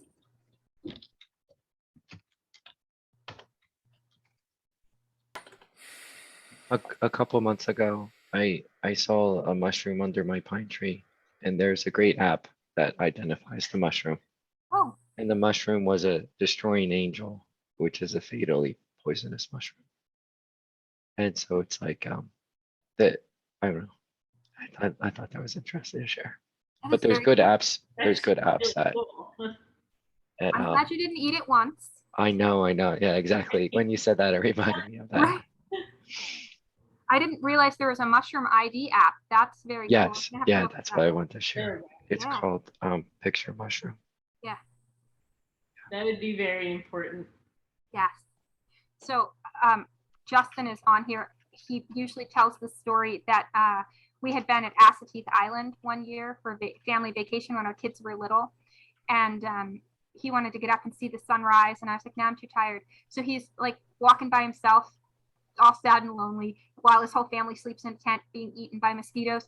And he's finding all these piles of horse manure, and they have these mushrooms growing out of them. And he was super excited because he thought they might be some kind of funky psychedelic mushroom. So he's picking these while we're sleeping. I know nothing about this. And then he looked into it, and they were not the right kind. So he just played with horse poop by himself for no reason, which is very fun. But that's a fun. He could have used that app and saved himself some stinky hands, probably. Well, wrong. I didn't touch any poop, and the little determining factor was the stem did not turn blue. It did not bruise blue when you broke the stem. So yeah, I no magic carpet ride for us. I would personally not trust an app that bases it on a photograph. I mean, if you're really trying to identify mushrooms, there are things like whether they change colors after you pick them, or what is the color of the spores. There's just a lot of details that is not going to come across in a photograph on an app. So I wouldn't trust them personally. Oh yeah, full disclaimer. Wild Ones does not say, check this app and go eat a mushroom. There you go. I'll put that in the minutes, shall I? Yeah. We also don't say go lick a toad. So like we're not condoning any hallucinogenic properties of any living creature here at Wild Ones. And I don't think hallucinogenic mushrooms are native to this part of the country anyway, so. Oh no. Oh well. We're gonna have to get a mushroom presenter now, because that would be cool. Yeah. That would be cool. At the Aaron says you can buy mushroom spore plugs. Yeah. At the farm show a couple of years ago, my kids got me like a mushroom grow kit that I'm super excited about. I hope it doesn't have an expiration date. I'm sure it does. It's still sitting in my fridge, pre-COVID. That sounds like a COVID opportunity that I completely missed, but that they do have the whole kit and it tells you everything to do, and then you just have to do it, unlike me. But they're out there. So you bought lion's mane, chicken of the sea, and a few others. Awesome. Did you have success? Did they actually grow? So I haven't planted them yet. They're what you have to do is drill holes into an oak log and put the plugs into the log. And then there's instructions. You have to cover them for a while and let them sit. And yeah. I got them for my daughter for Christmas, so we shall see. Oh, there you go. Cool. Yeah, I'll let you guys know how it works out. Please keep us informed. Lots of pictures. Zach, I agree. That is on my to watch list, the fantastic fungi. Yeah, I have to watch that too. Oh, I'm sorry, that's another thing. The guy from Go Native Trees. Yeah. provided me with a powder that turns into a gel, and you put it on the roots of the trees, and it's all mycorrhizations. And anyway, he has that, and it can be purchased when you buy your trees, and it really helps them establish. That's awesome. So does he provide that when you get trees, or if you ask about it? If you ask about it, he will sell it to you. It's Okay. very expensive to buy in bulk. Yeah. But apparently it really helps the trees get established. Awesome. Yeah, my family had volunteered at that opportunity that I'd shared with all the members last month, planting trees with, I think it was French and Pickering, maybe, one of their preserves. Yeah. And when the holes were pre-dug, which was lovely. But we had the mycorrhizal powder to put into the planting hole when we placed each tree. And we planted over 400 trees that weekend. And so they were going to do, thank you. Yeah. Justin said Bentley Preserve. And they were going to be trying, it might be this weekend actually, that they're trying to do another 400 trees. I'm not positive. I never saw an email come out asking for volunteers for that. I just knew they had it planned. They were trying to do another 400. So that was really exciting. And they had some really good varieties that they were putting in there. They had a couple hickories and a bunch of different kinds of oaks and magnolias. And they just had a really nice tree and shrub compilation that they were putting in. Oh, that's great. Yeah. So I'm still excited to see my tree that you dropped off. I can't wait for it to grow. Yeah, she's going to take off really well in the spring, I'm sure. Yeah. I had shared one of my volunteer catalpas at Erin's. She's got a lot of great stuff already planted, so she will be among friends there. And I have other volunteer catalpas if anybody needs one. They're lovely and they like it here, so they want to volunteer all over. Are they invasive, or say again? Are they considered invasive at this point? They're not invasive. They're moving north in their southerly natural range. Right. So as climate warms, they're coming further north, and there's a northern and southern. And I want to say that our ecoregion is the northern max of the southern range and the southern max of the northern. Like they're becoming endemic here. Okay, got it. Yeah. How quickly do they grow? How big, you say? How quickly do they grow? Very quickly. So my neighbor around the corner, I think, is the source of all my volunteers. And their trees are massive. I don't know how old they are, but they are just huge and lovely. I had my first volunteer, before I knew how to identify it, show up in my garden, and my husband said, "You need to pull that out. It's going to shade out the garden." And I was like, "I want to see what it is." And here it turned out to be my daughter's favorite tree. She loves catalpas, and it so 5 years ago was when it became a sapling. It is now easily probably 12 feet tall. Wow.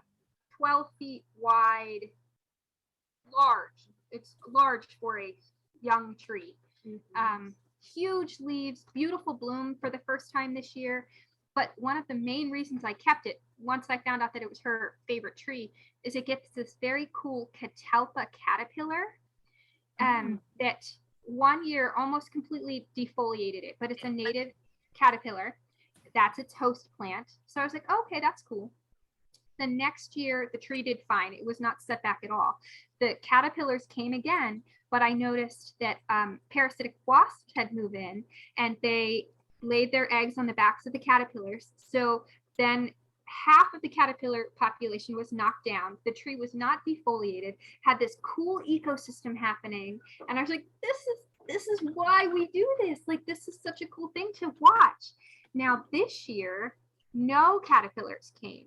So I'm excited to see what happens next year if like the population stay cyclical like this, where you can kind of boost and boom and bust with the parasite moving in, and like I'm just fascinated every year to see what's going to happen with it. I think I have a catalpa. It's huge. It's 70 feet tall. I can't even see the top of it, so I wouldn't know if it got caterpillars, but it has those pods. Yes. When I was a kid, I called it the bean tree. I didn't know until recently. Yeah, that was a catalpa that I called the bean tree when I was little. Yep. Apparently in the South, they grow them specifically for those caterpillars because they apparently make good fishing bait. Yep. Oh my gosh. Yep. Okay, I'm gonna have to look up the caterpillar now. They are a cool one with a horn on it. I would love some seedlings when I come to pick up the North Creek order. Yes. That would be great. Yeah. Because I've only got the one and it doesn't make seedlings that I have seen. And I recognize that leaf. It's very distinctive. Yes. I don't have any babies. I have tons of seedlings. Yep. I have lots of Maryland. Okay. Yeah, I'd love some. I mean, they're see your getting kind of caterpillar. big now. Yeah, your caterpillar's cool. Yep. Yeah, I mean, even the seedlings have those huge leaves. It's very interesting. Yeah, I don't know why I don't have seedlings because I sure do have pods. Right. I don't suppose they're monoecious. You need a male and a female. That's a great question. I don't know the flower. I think they're monoecious, but I don't know. it. I don't know. They very well could be. The flowers are super interesting. Until this year when mine bloomed, I had never been close enough to an actual bloom. Like when the tree is in bloom, it's magnificent, but it looks like the flower is all white. Because they're so tall, you can't really tell. But because mine is shorter relatively, it's only 12 feet tall instead of 70, I could see the bloom up close, and it's a white tubular flower with a frilly mouth part, and the throat has purple stripes. It is just beautiful. Wow. Catalpa is monoecious. I just looked it up. Oh, good. There you go. It also says they don't self-pollinate. And I have only one, so maybe that's why I don't have any babies. You need one. Well, I can give you some babies. Okay, neat. Thank you. Oh, Rick, what are you showing us there? Is that a catalpa? Oh, the flowers. Look at you. Wow. Yes. Yep. They are just lovely. And my kids like to drink water off of the leaves. They're so big that you can like pour water from them and drink. Yeah, they are just a lovely, lovely tree. Thanks for sharing that, Rick. That was perfect. Definitely need to get some more. Okay, cool. All right, guys. If there is nothing else that you have for us tonight, I'm sure I am game to go all night. We can talk plants, but I do have to work tomorrow, so I should probably call this crazy party to an end. Jesse, this is almost as good as an in-person meeting because we did get to do a lot of chatting. I love it. Yeah. Yeah, that's great. When we first started, remember, I would talk the whole time and I was like, somebody say something. Talking, and it's wonderful. So thank you. You're probably like, make her shut up. I'm going to talk. No, you're good. Thanks for doing the presentation, by the way. Yeah, that was really good. It's got us both inspired to let's get some seeds. Yes.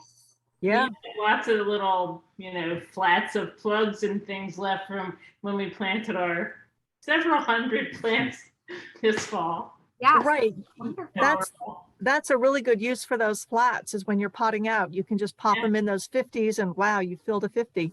Yep. And speaking of that, Judy, I have a lot of those trays also. If you're interested, but just don't have the resources, reach out and we'll get you some of those flats so you can grow some stuff. Okay. Get rid of all your extra flats from your order. And hide the evidence so nobody knows how many flats I've actually ordered. Exactly.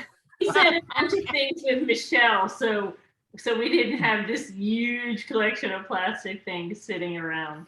And of course, we got more plants after that. So that was great. Hey, Jesse, if you have a couple minutes afterwards, can I talk to you?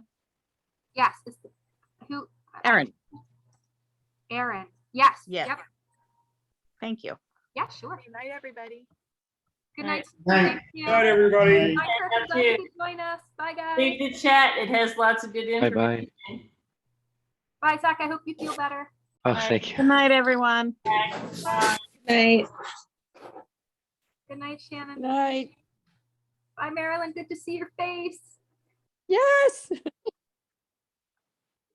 Okay, not on video. Am I? There we go. There you are. So, yeah.